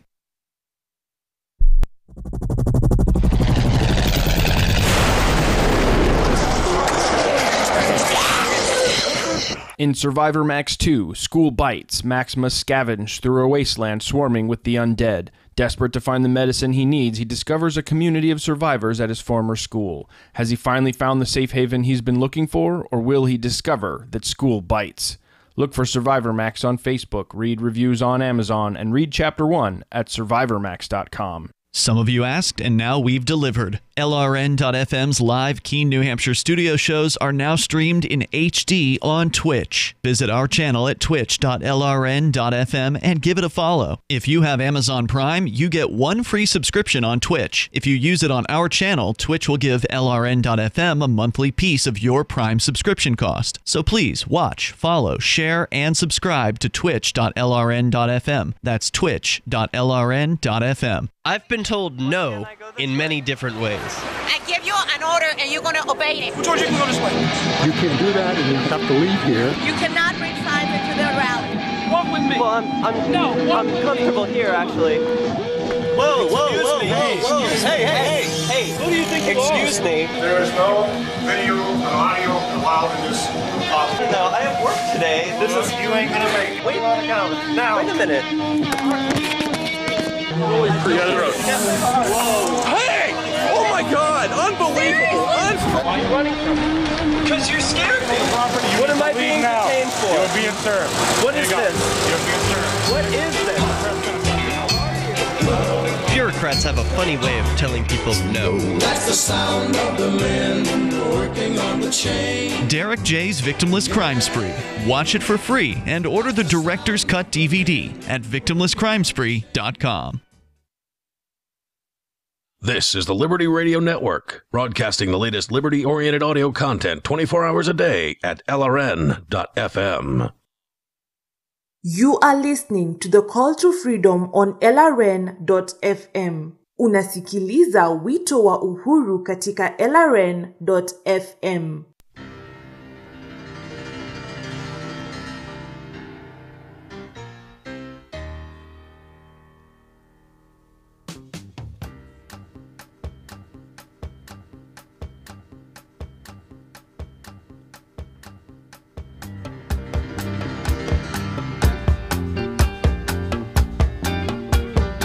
All right, welcome back to the Call to Freedom here on LRN.FM during the Crypto Hour, brought to you by MotionProject.org. And we are joined now via remote by James Weeks of the Libertarian Party Audacious Caucus and the Libertarian Party of Michigan, correct? Yeah, not back in the Libertarian Party of Michigan. My 2-year suspension ran out, I think, a month ago, and I'm a life member of the Libertarian Party of Michigan. I did not know that they had suspended you.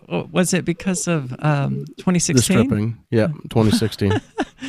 I am sorry that they banned you. Did well, LP... they couldn't ban me. I showed up to all their events anyway. I just didn't have to pay them dues. Oh. So Did the Libertarian Party of New Hampshire give you an honorary membership?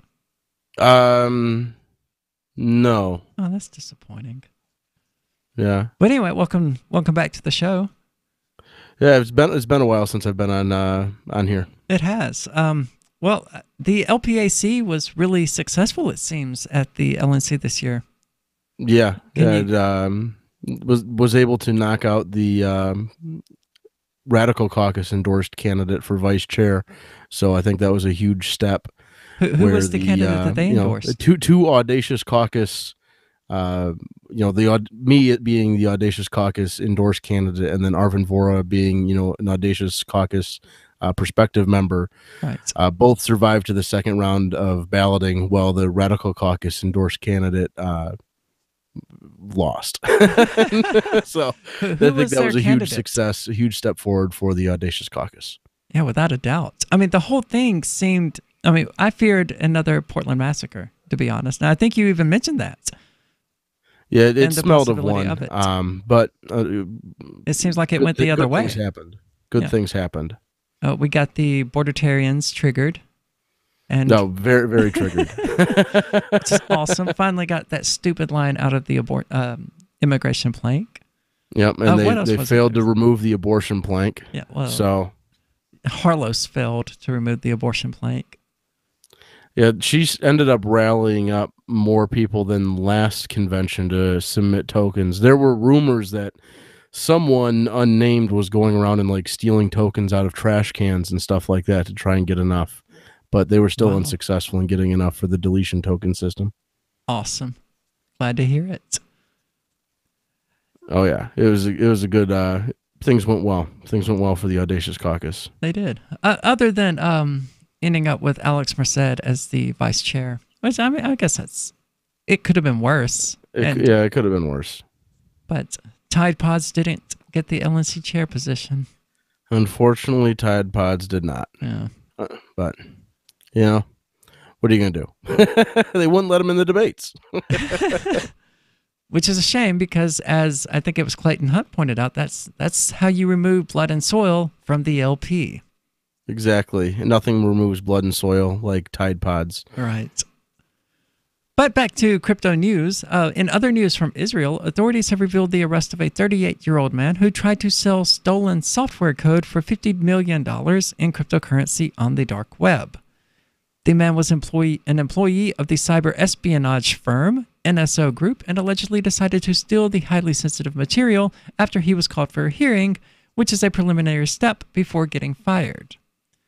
The company, which officially provides authorized governments with technology that helps them combat terror and crime, is mostly known for developing the Pegasus iPhone spyware, which was called the most sophisticated smartphone hack ever when it was publicly discovered.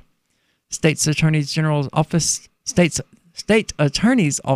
that the accused committed these crimes out of greed, despite knowing, even if he shut his eyes from seeing it, that his crimes might damage state security and lead to the collapse of a firm employing 500 workers. I'd like to know who these what do they mean by authorized governments? Who are the authorized governments? Well, I would assume the Israeli government. Well, it says governments, though. So, who is it? The company that's deciding it, or is it Israel that's deciding it, or is it America that's deciding it? Who's deciding these authorized governments? Well, it's one of the two, without a doubt. Well, I imagine the company does, but the governments that it has authorized is probably the United States and Israel, and probably Saudi Arabia, since we're joining them in the devastation of Yemen. That would make sense. But that's interesting. This is why this is the first time I've heard about the Pegasus iPhone spyware. It sounds very similar to the Equation Group, which Kaspersky thinks is the NSA because of their sophisticated spyware and monitoring system and their ability to intercept UPS and FedEx shipments across the country to install spyware into the firmware of hardware. There's a lot of wares in that. But they're super sophisticated. There's no doubt that they're backed by a state, the Equation Group anyway. And it sounds like the NSO Group here is going to be along the same lines. Of course, Equation Group is a nickname that Kaspersky has for them, and there's no real proof that it's the NSA other than the fact that they operate in the United States, and it's the same group responsible for the virus that destroyed a bunch of uranium enrichment facilities in Iran. The same group did both things, so it's almost certainly the NSA. I want to know about CryptoKitties. Have you heard of that, James? Have you played it? I have not played it. I remember hearing about it, that it was like pretty much encompassing all of the Ethereum network when it first came out, but I never really followed it much after that. I know that like it's a game. I never played it, so I don't know. Apparently it's a game. Yeah, about breeding, collecting CryptoKitties. And apparently the kitties can be pretty valuable because you can get like unique ones that people might place more value on than other CryptoKitties. Wow, that's incredible. Only in cryptocurrency would such a thing exist. But there are other cryptocurrency games coming out pretty soon, like Kawaii Crypto and Crypto Hunt. The latter of which is kind of like Pokemon Go, but with cryptocurrencies. I think there's also a Crypto Puppy game too. Crypto Puppies? Yeah, I think there was something like that as well, where you could do puppies instead of kitties. Apparently it's played entirely within a browser. It sounds pretty interesting. It doesn't really sound interesting because I'm more into games that are actually like games. But I guess, it has that kind of Tamagotchi virtual pet appeal to it. I think that's kind of what it is. It's like the Tamagotchi type thing, but I haven't played it, so I don't know. I'm going to have to check it out this evening and give a review of it. And apparently you can end up with Ethereum from it. Well, I think you can sell them for Ethereum and trade your crypto kitties. I think it's how... I'm not sure how it works because I never played it. Well, I just remember hearing about how it was like you will need huge Ethereum. thing when it first came out. You will need some Ethereum, apparently, according to the website, which they suggest buying through MetaMask. I don't know anything about MetaMask. So you already need the Ethereum. You can't just download it and play it for free. You need Ethereum to probably buy your starter CryptoKitties, or do they give you? I doubt it's that. But I would imagine that the CryptoKitty is stored within a blockchain, and that's why they can say, it can never be taken away from you and never be lost and all of that. And it requires Ethereum to do anything with an ERC20 token on the Ethereum network. So in order to sort of write the data into the blockchain, you have to spend some Ethereum to pay for the transaction, which would be the act of writing it into the Ethereum blockchain or the ERC20 blockchain. Interesting. I'm going to have to look into this. It sounds like something that I could use to kill time, and that's always good. There isn't really a lot happening in cryptocurrencies right now because so many people are just kind of holding on and waiting for the values to go back up. Waiting on that big institutional money that people keep talking about that isn't going to come. And they're going to continue holding their breaths on it and not promoting cryptocurrencies like they were back in October and November, and because of that, the values aren't going to just climb to the moon.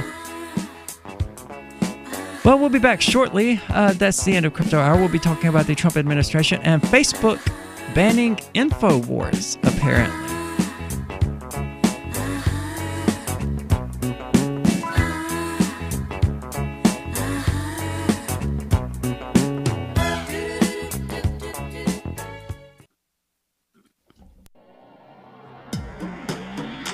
Free Press Publications is an independent, alternative media and publishing company founded in June 2009 with the mission of ensuring a free press for the freedom movement and is committed to spreading the message of peace, freedom, love, and liberty. FPP also gives new authors an avenue for publishing freedom-oriented material. FPP brings you daily news and commentary on the website fpp.cc, as well as a daily 5-minute newscast, FPP Radio News, and weekly news, views, and commentary in the FPP Freedom Minute and Peace, Love, Liberty Radio at fppradio.com, and the monthly newspaper FPP News at news.fpp.cc. Find FPP online at fpp.cc. That's fpp.cc, as in Creative Commons. Did you know you can listen to LRN.FM via our free-to-air satellite channels? We have channels over nearly all of North America and much of Africa. All you need is an affordable receiver and a dish as small as 30 inches. There are no monthly fees. Learn more at sat.lrn.fm. Plus, if you are a broadcaster or want to be one, this is a good delivery method for our content. See our coverage maps and get details at sat.lrn.fm. That's sat.lrn.fm. sat.lrn.fm. I love My Magic Mud. I drink a lot of coffee. I had stains on my teeth. Then I found My Magic Mud, and I was told it would remove stains. So I paid attention when I brushed the first time. My Magic Mud is black tooth powder, and the difference it made in my teeth in one application was noticeable. With 4, my teeth were as white as you normal folks out there. Please go to mymagicmud.com and buy a jar. There's 150 applications for $25. You can use Bitcoin, mymagicmud.com. More of the Call to Freedom is coming up next, live after the news on the Liberty Radio Network at LRN.FM. From Keene in the Shire, the Liberty Media capital of the world, this is Daryl W. Perry, host of FPP Radio News for Thursday, July 12th, 2018. Silver is trading at $15.87 per ounce. Gold is valued at $1,244 per ounce. Zencash is trading at $21, and the average price of Bitcoin is $6,197. And Antiwar.com reports those expecting President Trump to make a stir at the NATO summit with demands for more military spending did not disappoint, as he was not only demanding all member nations increase spending to 2% of their GDP immediately, but then pushed for them to ratchet up to 4%. This stunned many, as the 2% demand is often repeated and met by only a handful of other NATO countries in the first place. No NATO member nation is spending 4% of their GDP on their military, meaning this is a demand for precipitous spending increases alliance-wide. Needless to say, the 4% is going to be a non-starter for most. Nations like Germany balked at increasing to 2%, having no enemies on their borders and large economies. Expecting Germany to more than triple their military spending, chasing this new level is even more unrealistic. The 4% demand is so sudden that it raises questions about whether Trump's comments are a sincere proposal of policy or just part of an attempt to bargain the NATO nations up in hopes that the 2% will seem a lot less unreasonable by comparison. The higher number is in keeping with President Trump's desire to see NATO nations pay their fair share to the alliance, but aims so high that it would counsel a big military spending increase for everybody, meaning it is almost certain to be universally opposed. Born into a devastating world and raised among the crowd, the Cloudwalker assumes a new identity and begins the unrelenting quest for truth. In this epic journey, he discovers dark secrets about aspects of his previous life that he once trusted. Through the Journal of the Cloudwalker, he shares both the traumatic hardships and the eternal beauties of his experiences. Dear Society by the Cloudwalker is available from Amazon.com and all major bookstores. UPI reports a federal appeals court in Philadelphia ruled Wednesday that air passengers cannot sue Transportation Security Administration agents over claims of abuse. The Third U.S. Circuit Court of Appeals said because TSA workers aren't investigative or law enforcement officers, they are protected by government sovereign immunity under the Federal Tort Claims Act. The ruling stems from a lawsuit brought by Florida resident Nadine Pellegrino after police arrested her during an altercation at Philadelphia International Airport in 2006. While going through security, she was singled out by agents for additional screening, to which she objected. TSA agents said she intentionally hit them with her luggage as she moved to the screening area, and after further complications, police arrived and arrested her. She spent 18 hours in jail and was later acquitted of charges relating to the altercation. Pellegrino sued for false arrest, false imprisonment, and malicious prosecution. The three-judge panel's 2-1 ruling affirmed a lower district court's opinion. Circuit Judge Cheryl Ann Krause, who wrote the majority opinion, said the court recognized the ruling means travelers will have very limited legal redress for alleged abuse. Circuit Judge Thomas Ambrose, who dissented, said that by analogizing TSA searches to routine administrative investigations, my colleagues preclude victims of TSA abuse from obtaining any meaningful remedy for a variety of intentional tort claims.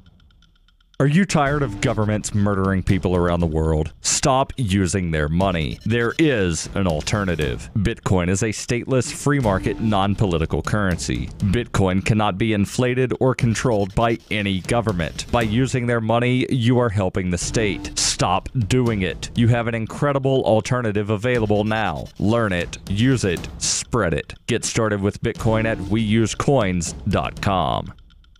Reuters reports Scott Dozier, who was awaiting execution in Nevada on Wednesday, received an 11th-hour reprieve after a pharmaceutical company sued to block the usage of one of its drugs in the lethal injection process. Alvogen Incorporated, which said the Nevada Corrections Department had obtained a sedative unlawfully, won a court order barring the product from being administered to Scott Dozier as part of the state's newly devised and untested 3-drug execution protocol. Another judge formally issued an indefinite stay of execution. Dozier had been scheduled to be executed at 8 p.m. local time Wednesday at a state prison in Ely, Nevada, about 245 miles north of Las Vegas, in what would have been the state's first execution in 12 years. But the ruling by Clark County District Judge Elizabeth Gonzalez and the stay that later followed by Judge Jennifer Tagliate left uncertain when his execution could proceed. Gonzalez set a status check on the case for September 10th. Corrections spokeswoman Brooke Santina said the execution would remain effectively postponed for at least that long. This has been FPP Radio News, online at fppradio.com. The entire nation has been transfixed by the emotional saga of missing toddler Aaron Crawford. Police remain baffled by 4-year-old Aaron's mysterious disappearance. The Crawford family is finally speaking out, but it isn't easy. We're taking it day by day, you know? We just miss our baby so much. This must be so hard on everyone. All he does is cry. I hate him. Little Aaron was last seen in the bedroom he shares with his older brother, Denny. Authorities say he was abducted by an intruder in the middle of the night. Denny was in the room when Aaron was taken. Yeah, right here. Now it's just my room.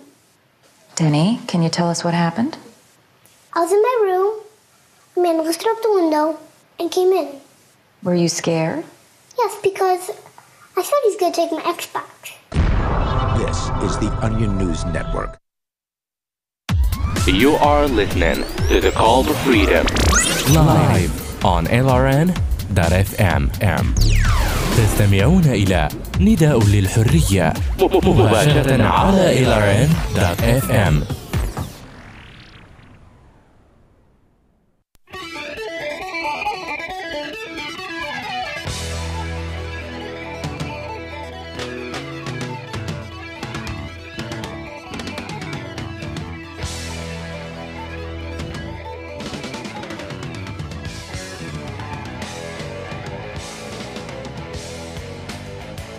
All right, welcome back to the Call to Freedom here on LRN.FM. That was the Crypto Hour brought to you by MotionProject.org. We are broadcasting live from the Zencash studio, and of course, we still have 10 free Motion coins to give away. All you have to do is install the wallet. There is no cash, no trick, no anything like that. So give us a call at 603-283-6160 to claim your free Motion coins. In other news, it would appear that Facebook is banning InfoWars, and I don't know how I feel about that, because my first introduction to how messed up the state really is was by the sort of kind of documentary Zeitgeist, which led me to Alex Jones, which led me to Ron Paul, which led me to Rothbard and the Liberty Movement at large. But that was before Alex Jones went all, they're turning the frogs gay, or it was right around the time that he was going in that direction into full-blown nutjob territory. So I don't know how to feel about that. How familiar are you with him, James? Oh, geez. Yeah, he's a nut job. Yeah. So I guess they're banning him because he's fake news, right? Because they're cracking down on fake news with according to the commercials that I see on Hulu anyway.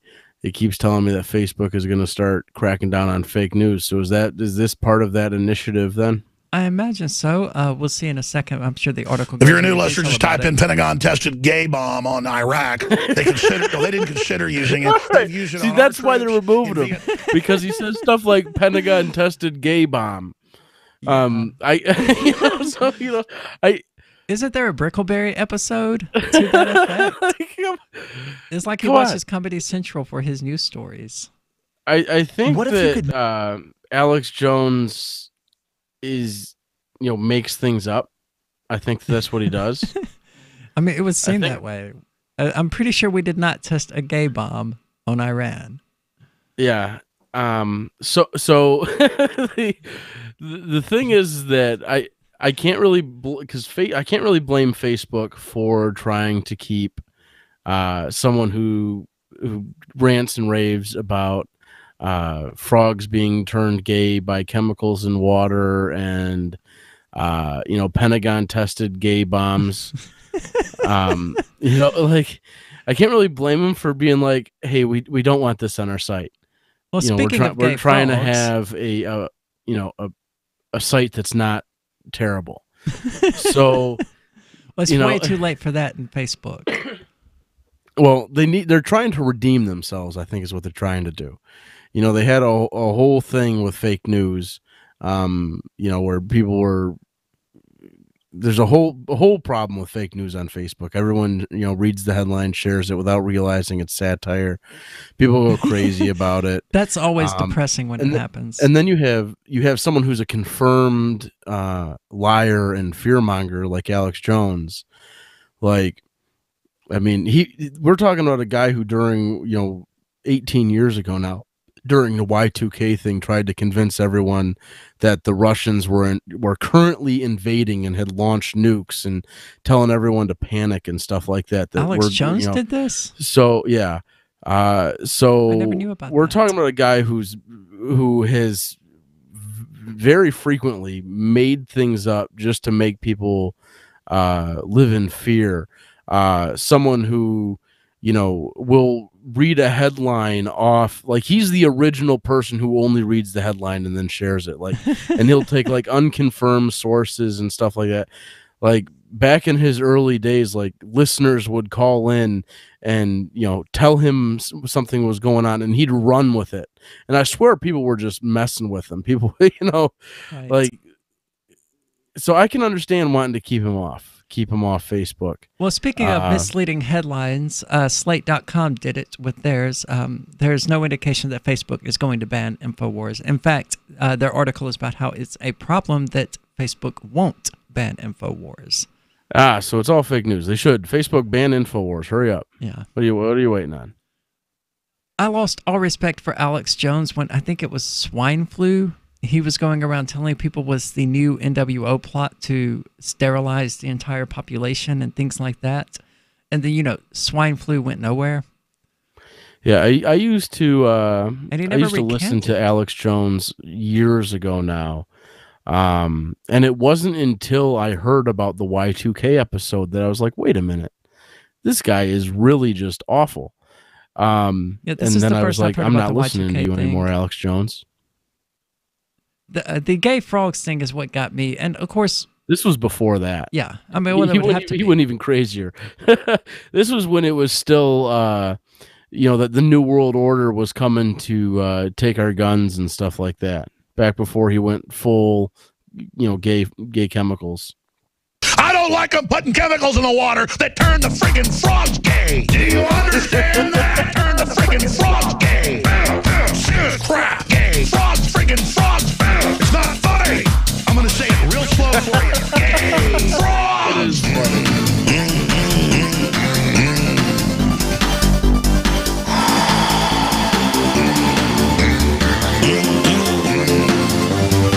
Won't you fight for your life?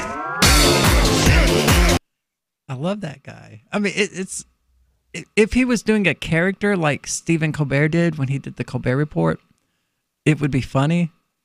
And I mean, it's kind of funny because he takes it so seriously and he believes the crap that he's saying, or at least in theory, he believes the crap that he's saying. I don't think he does. I hope he doesn't. I really think that he's doing something that I've actually wanted to do and thought it would be hilarious to do, and do it like a fake conspiracy theory show where you just make up the most outlandish conspiracy theories. I think that's him. I think he just sits in a room and thinks, okay, what is the most outlandish thing I can say today? And then he goes and convinces people of it. I don't think he his believes emotions seem genuine when he gets angry and starts smacking on the table and stuff. I mean, that's just acting. Dogs. I mean, any actor can do that, I don't know if they can do it that genuinely, though. But I don't know, maybe. I mean, he when his wife divorced him, he in the court stuff, his defense was that it was all an act. So. Oh, really? Yeah. Interesting. Because his wife was trying to take the kids, and was trying to use his show as evidence that they should take the kids away, and like the defense that they came up with was that it was all an act. Now whether them saying it was an all an act was the act just to try and save his kids or whatever, I don't know. But it would be interesting. I mean, either way it's interesting. Either he knows he sounds like a lunatic and should probably tone it down, or he's doing it intentionally. I mean, either way, he kind of knows that he sounds crazy, right? Well, he has to know that that the Russians didn't invade the United States 18 years ago. Yeah, that's so bizarre. I cannot believe I've never heard that. Yeah, this is Y2K episode. He was really trying to freak people out about that. Yeah, I would imagine. Here we have from Paleo Future. Remember that time Alex Jones tried to start a Y2K riot? Wow, he was so much younger then. Oh, yeah, this was a while ago. That's amazing. I've never heard about this before.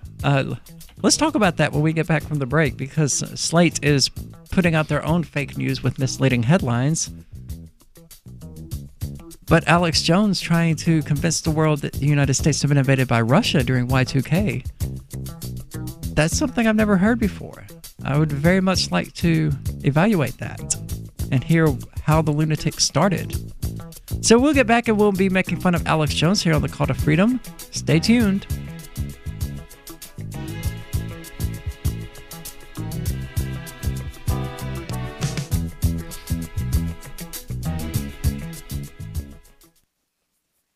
So you've signed the Shire Society Declaration and are planning your move to New Hampshire to be around more liberty-oriented people. Next, sign up for the Shire Society Forum at forum.shiresociety.com. There are a bunch of people there who are already in the Shire, and they want to meet you. If you're already in the Shire physically, you should also come by the forums. Remember, not everyone uses Facebook. New people are signing up for the Shire Society Forum every month, so drop in and say hello at forum.shiresociety.com. On Free Talk Live, we're bringing people to the ideas of liberty every day. From wrestling superstars like Glenn Jacobs. You guys really are having an impact, I believe. Like I said, a lot of where I am now is due to listening to Free Talk Live. You changed my mind on some very important issues years ago. To random people tuning in on the radio. I was kind of stuck in the left-right paradigm. I heard your show by chance on a Saturday night. From there, I went on, joined the Free State Project, and become an amplifier. So, I mean, that's really the reason why I amp is because I know that if it wasn't for you guys being on as many stations as you are, I never would have found the ideas of liberty. Your amp will directly change more lives by getting Free Talk Live in front of people looking for talk radio online and on the air. When you amp Free Talk Live, you get perks like access to the AMP-only Facebook group and AMP podcast. Visit amp.freetalklive.com. Here's a chance to do a little activism while you're cruising Facebook, Twitter, or Google+. Between the LOL cats, the recipes, the hot girls, and the inspirational sunrise memes, Free Talk Live's posts pass by your newsfeed. Like them, comment. It gives us more exposure. If you don't see our posts, click like at facebook.freetalklive.com and then hover over it to click Get Notifications. It's an easy way to spread the ideas of liberty a bit further. I know you're busy, but you can spare that 1/10 of a calorie it takes to click on something. Facebook.freetalklive.com. The new 4th edition of Healing Our World, The Compassion of Libertarianism, will take your understanding of liberty to a deeper level and has over 1,300 updated references, new cartoons, and a foreword by Dr. Ron Paul. With discounts for multiple book purchases, the 4th edition of Healing Our World is a great gift for the liberals, pragmatists, environmentalists, and Christians in your life who think libertarianism is cold-hearted. Get yours today at healing.freetalklive.com and use promo code FTL for a $5 discount. Now that you've found the Liberty Radio Network at LRN.FM, you may want to help expose others to our great programs. To assist you in doing so, you'll find resources at promote.lrn.fm, including details on how to get a free bumper sticker, quarter-page flyers you can print out and distribute, banners for your website, as well as files that will allow you to make your own custom banners and graphics. Visit promote.lrn.fm and help bring new listeners to the Liberty Radio Network. That's promote.lrn.fm. The Free State Project has reached its goal of 20,000 liberty lovers who've pledged to move to New Hampshire and get active to achieve liberty in our lifetime. Perhaps you're trying to figure out what part of New Hampshire should be your destination. If so, consider Keene. You'll find more than 150 reasons to move to Keene at move.freekeene.com. Keene is famous for its historic, publicity-generating activism, as well as being the liberty media capital of the world. It's home to freekeene.com, New Hampshire's destination for liberty activism, news, and opinion. For years, we've been compiling over 150 reasons to move to Keene at move.freekeene.com, where you'll learn about some of what's happening here and what makes Keene a great place to live. If you love liberty, you'll probably enjoy anywhere you end up in the Shire. But do your due diligence first. Please visit move.freekeen.com for the full list of over 150 reasons to move to Keene. That's move.freekeen.com. You can sign up to receive the latest about the Liberty Radio Network via our email updates at updates.lrn.fm. That's updates.lrn.fm. This is Angel Clark, and you're listening to The Call to Freedom on LRN.FM. The thing.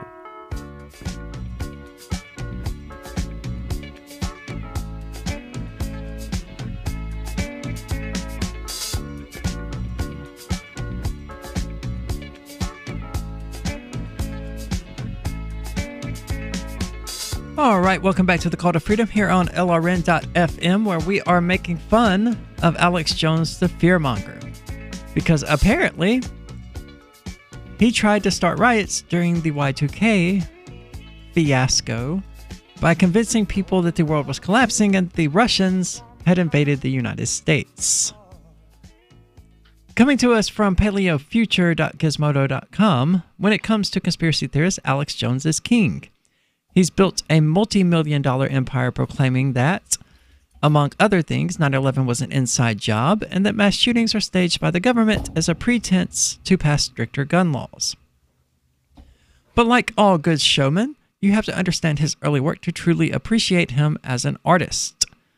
Like that time around New Year's Eve 1999, when a 25-year-old Alex Jones just started making things up about the chaos that was supposedly going on around the world.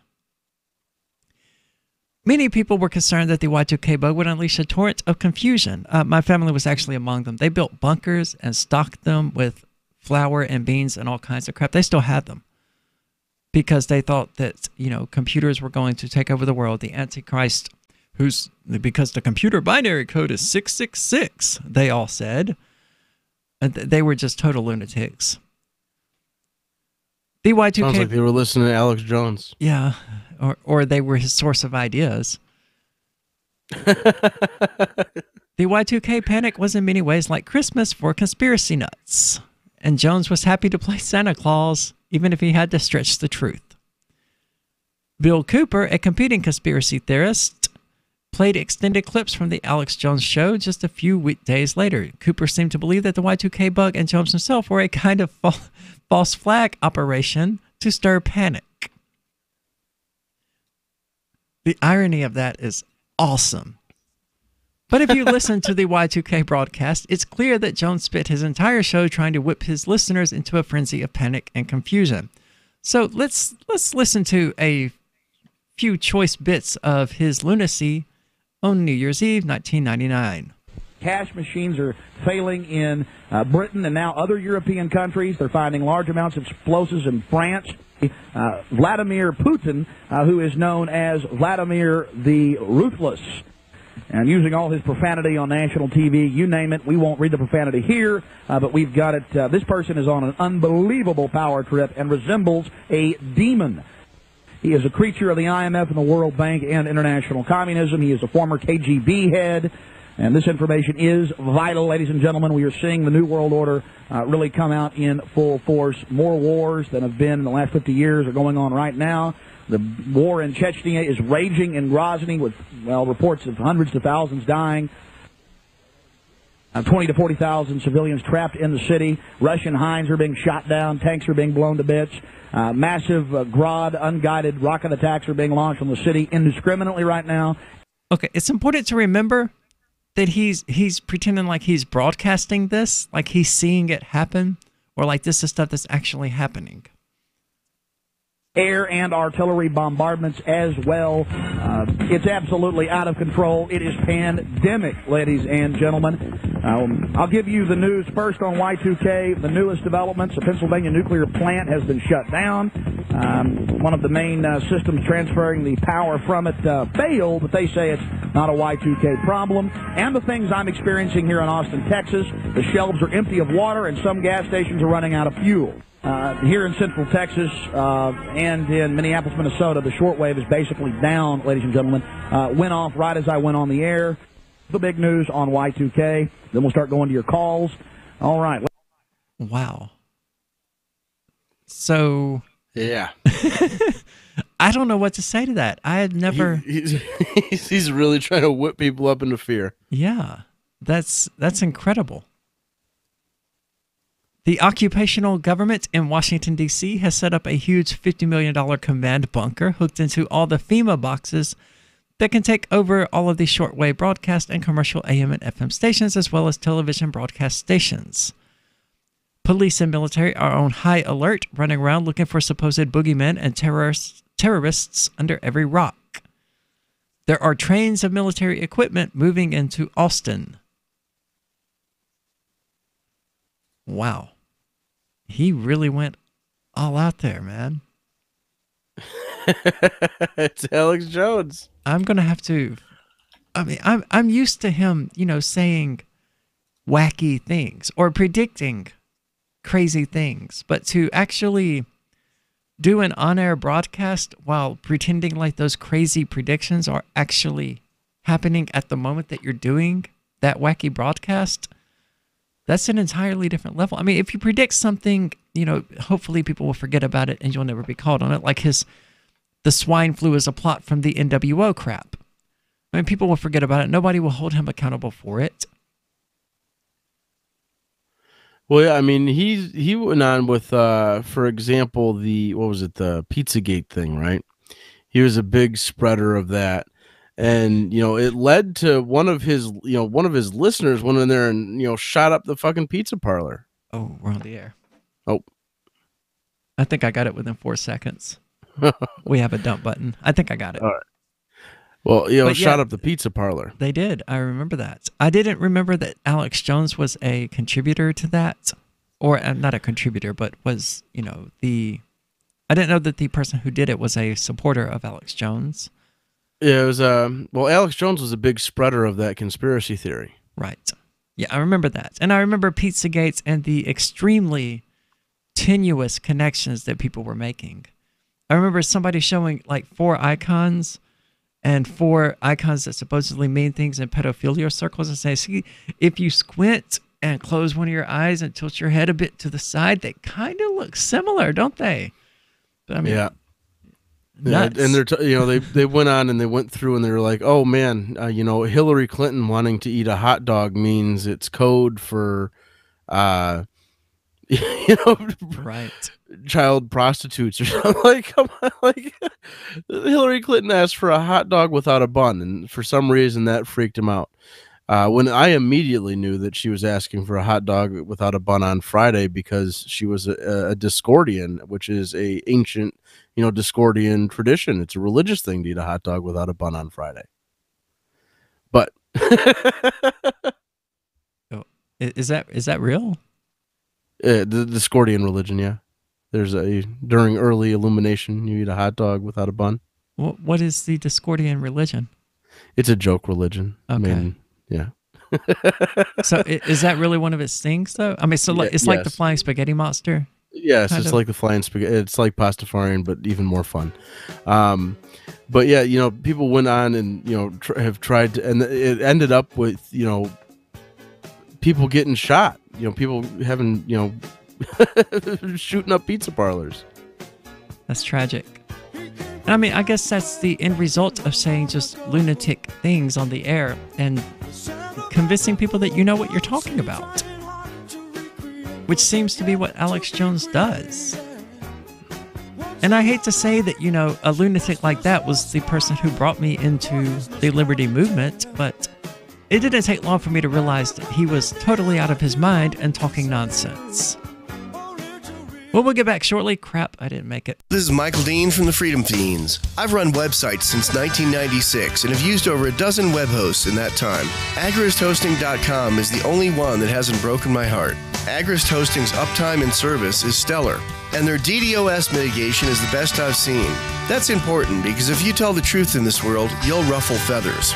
And some people will try dirty tricks to silence your voice. No matter what the haters hit us with, Agrist Hosting keeps our websites online. If you have a mission-critical commercial presence or a world-changing activism site, you cannot tolerate any skullduggery. So go with AgristHosting.com. Have a WordPress or blog site, but you're not satisfied with performance or uptime? Or just want raw hosting? Want to pay with Bitcoin? Agris Hosting specializes in high-performance hosting with personalized service. Go to agristhosting.com and click on the button that says Get Hosted. That's agristhosting.com. Cell 411 is a free app for Android and iOS that replaces government-controlled 911.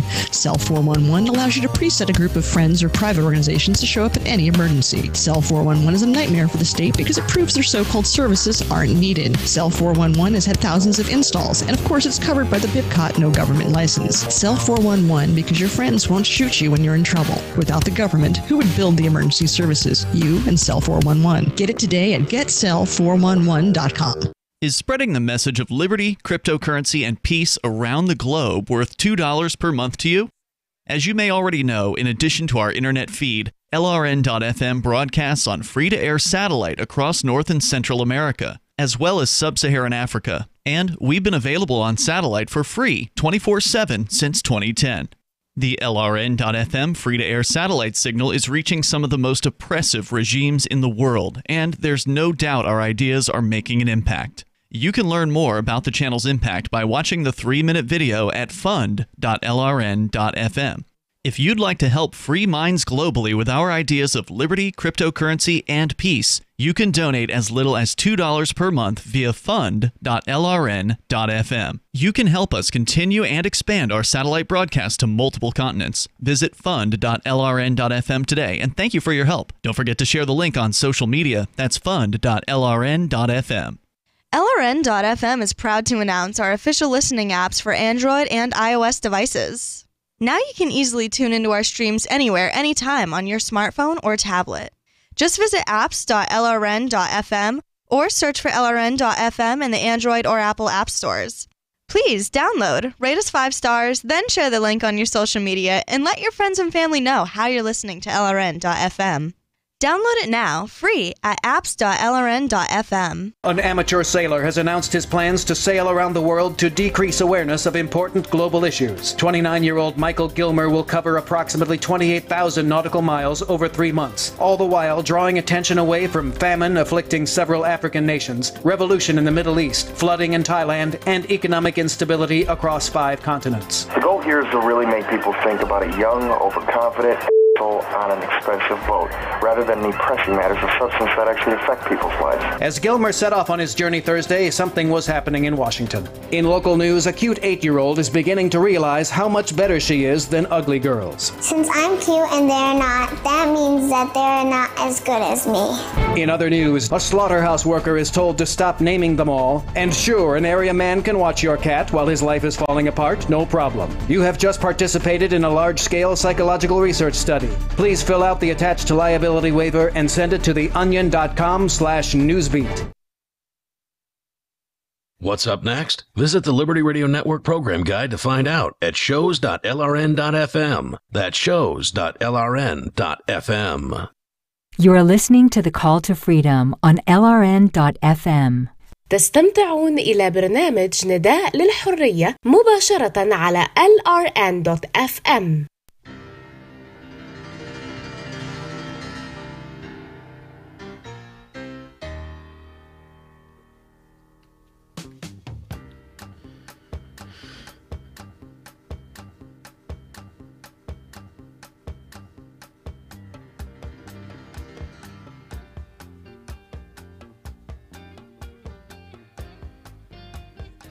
We were besieged on all sides with the dankest of memes from the 2nd Flying Pepe Battalion.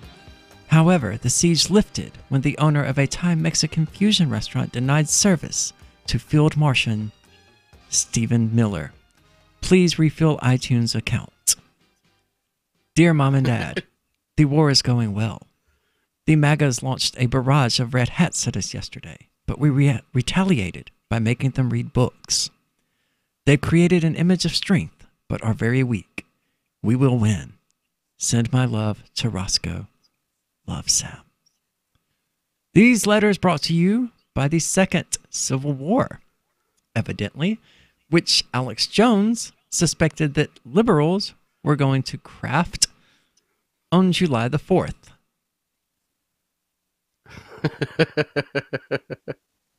The only part of this I saw were people posting on Facebook that they had survived the Second Civil War. I was curious what they were talking about, but not enough to look into it. Apparently, it was Alex Jones again. Yet again. Alex Jones had came up with a plan that the deep state liberals were going to start a civil war on July 4th. And, well, the only thing that came of it was some really funny tweets about Second Civil War letters. Here's a good one. Dear Pa, rations are dwindling. Morale is low. The Trump supporters we captured refused to share bathrooms with our trans troops. We told them it was either that or they could pee in their cornmeal and eat it. And they did, to own the libs.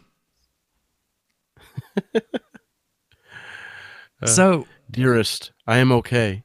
I was almost captured by a curly-haired blonde girl with an AR-15, but she was just taking selfies with the gun, so I was able to escape. Best, Tony. Dearest Ruth, arrived deep in the woods of Bowling Green. I fear we may be surrounded. The enemy remains out of sight, but the aroma of hot pockets and hand lotion permeates the air. This may be the end. P.S. Don't check my browsing history. Dear Dads, General DeGrasse Tyson had our battalion dressed as climate change, and we easily slipped past the MAGA fortifications. They refused to believe that we had arrived until it was too late. My dear wife, most of my battalion has succumbed to smallpox. The horrid disease was thought to have been eradicated shortly after the last Civil War, but the enemy troops we recently faced were all unvaccinated.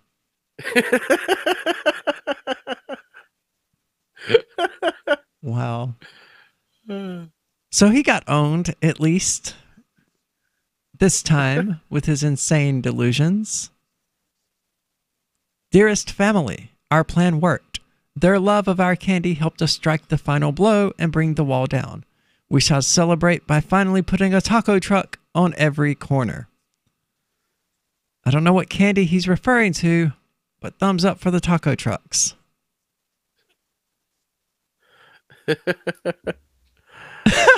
I stared at the dying soldier, his alt-right Dukestockful, I'm not going to pronounce that correctly, intentionally uniform, covered in blood. He gripped my arm, eyes wide with fear of impending death. One question, he gasped.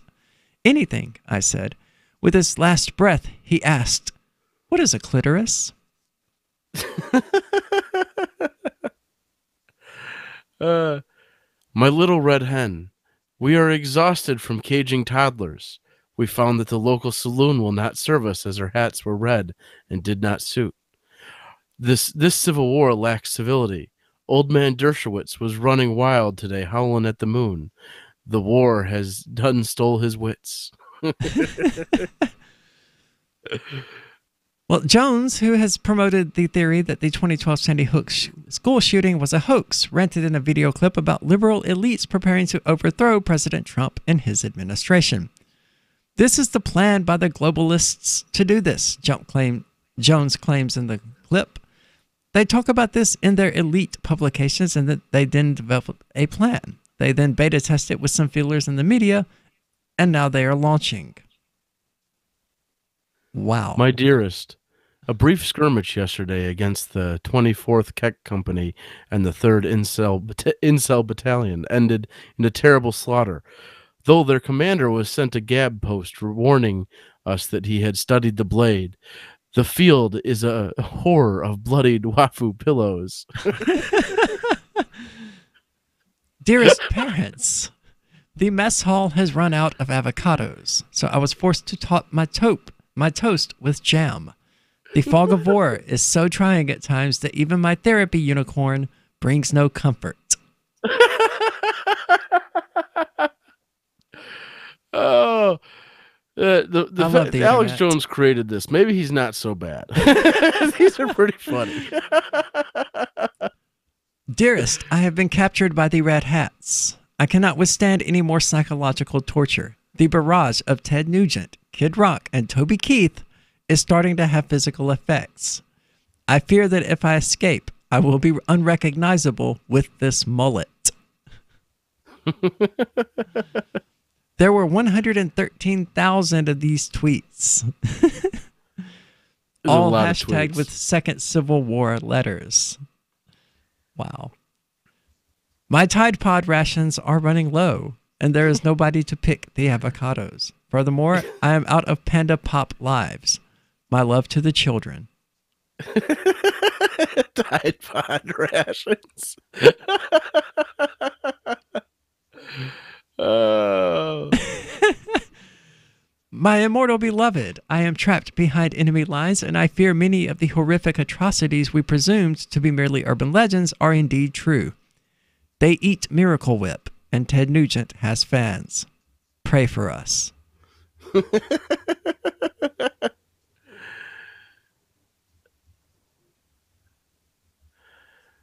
Oh, wow. This is... Dearest Emma, Colonel Hannity's Red Hats ambushed us at the Galleria yesterday. Many brave men were lost.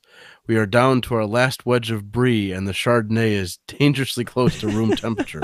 Remember, Tuesday is recycling.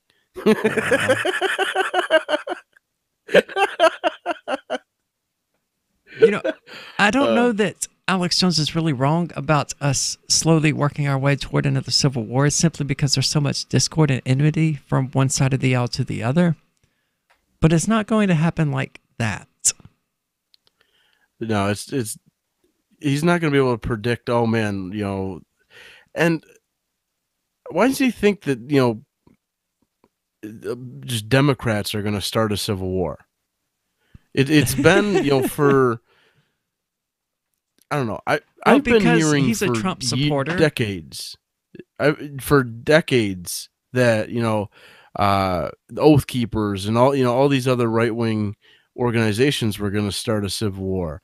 And, you know, now Alex Jones never went on a fear-mongering spree about that. But now all of a sudden, you know, no one is... I don't hear any peeps about, you know, starting a civil war from anyone except a lot of these like right-wing news sources like Alex Jones, which I don't really want to say he's right-wing. I guess I don't really want to even say that. Well, he is a Trump supporter. Yeah, but you know, it's people like him are the only ones that you hear this from. Yeah, that's true. And they're, I don't know, they're so hostile about it. And I don't know about any claims of right-wing people starting a civil war, but I know they're intensely paranoid about the possibility of one starting, like my own family, freaking out about the possibility that the Antichrist was going to take over and effectively have a civil war again. We've all heard about blockchain assets like Dogecoin, Ether, and Ripple. Bitcoin isn't the only player in the blockchain game any longer. And for those of us wondering how to get our hands on these digital assets, finally, there's a solution. Shapeshift.io allows you to buy and sell between your digital assets and Bitcoin instantly between your own digital wallets. I've used it with ease. Shapeshift.io. There's no account or email address needed. You send them the crypto you want to sell. They send back the crypto you want to buy. It's that easy. Shapeshift.io. Since time began, tyrants have taken aim at personal liberties. Now there's a movie that aims back.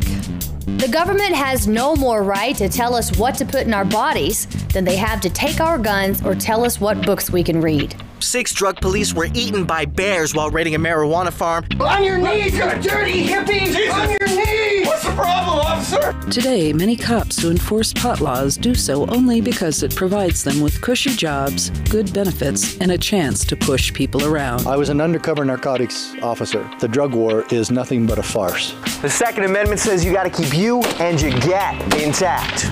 Guns and Weed, The Road to Freedom. A film by Michael W. Dean and Nima Vadadi.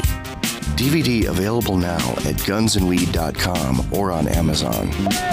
That's gunsandweed.com. Makes the perfect gift. Remember, that's gunsandweed.com.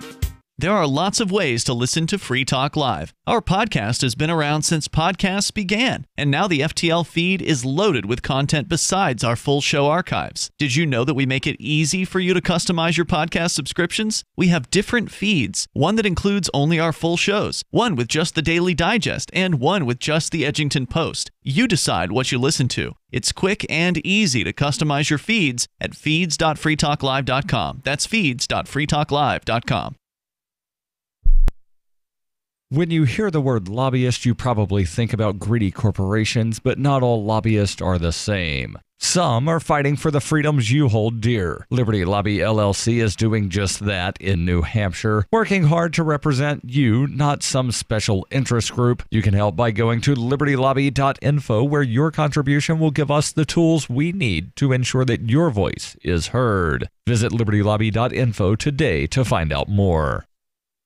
LRN.FM now has a Discord. Discord is a free text and voice chat platform, and we now have our own server with a bunch of channels at discord.lrn.fm. You can join other listeners as they chat about various things during our live shows, or anytime, day or night. Discord software is available cross-platform, so you can have it on whatever device you want and take your chats anywhere. Join our Discord at discord.lrn.fm. That's discord.lrn.fm. Hey guys, Mark Claire here, lionsofliberty.com, where we strive to advance the ideas of liberty daily. We bring you the Morning Roar. That's right, every Monday to Friday we'll have a brand new edition of the Morning Roar, where we provide a roundup of some news stories that you may not find in the mainstream media or even in your typical social media newsfeed. We find stories that relate to the ideas of liberty and provide you with our liberty perspective on them. Every Monday, we have our longest-running feature, Mondays with Murray, named after the great libertarian Murray Rothbard, where we'll examine an article or an excerpt from his works and help convey his view, along with our little spin as well. We wrap it all up every Friday with Felony Friday, where our own John Odermatt goes out and takes a look at some sort of felony. There's felonies committed every day, you know, whether it's a felony committed by the police, a politician, or even an average citizen. You can find all of this and so much more over at lionsofliberty.com. Advancing the ideas of liberty daily. If you enjoy LRN.FM, please contribute to your favorite shows via their websites and become an amplifier at amp.lrn.fm. That's amp.lrn.fm.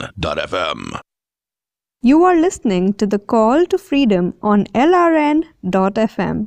आप सुन रहे हैं स्वतंत्रता की पुकार सिर्फ और सिर्फ LRN.fm पे।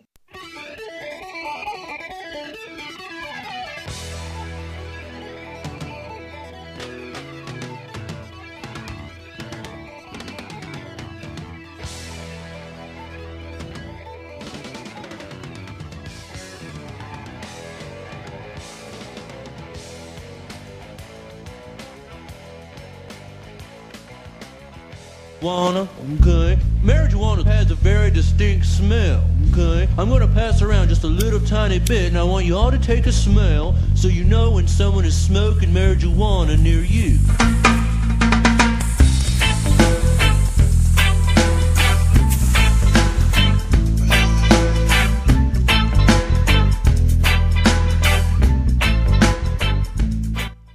All right, welcome back to the Call to Freedom here on LRN.FM, where it is time for the cannabis news. And we have an update for you about a story that we've been covering for the past about the past week regarding Oklahoma and their health department. Now they are being sued over the restrictions that they have placed over medical marijuana. 2 separate lawsuits have been filed in response to restrictions tacked onto Oklahoma's new medical marijuana law by government regulators. Voters passed State Question 788 by a margin of 57 to 43% in a June 6th election. SQ 788 legalized the medicinal use of cannabis and created a framework for a regulated supply chain. But earlier this week, the State Department of Health released proposed rules to govern the program. But then the Oklahoma State Board of Health voted to add restrictions, including a provision banning the sale of smokable forms of cannabis at dispensaries.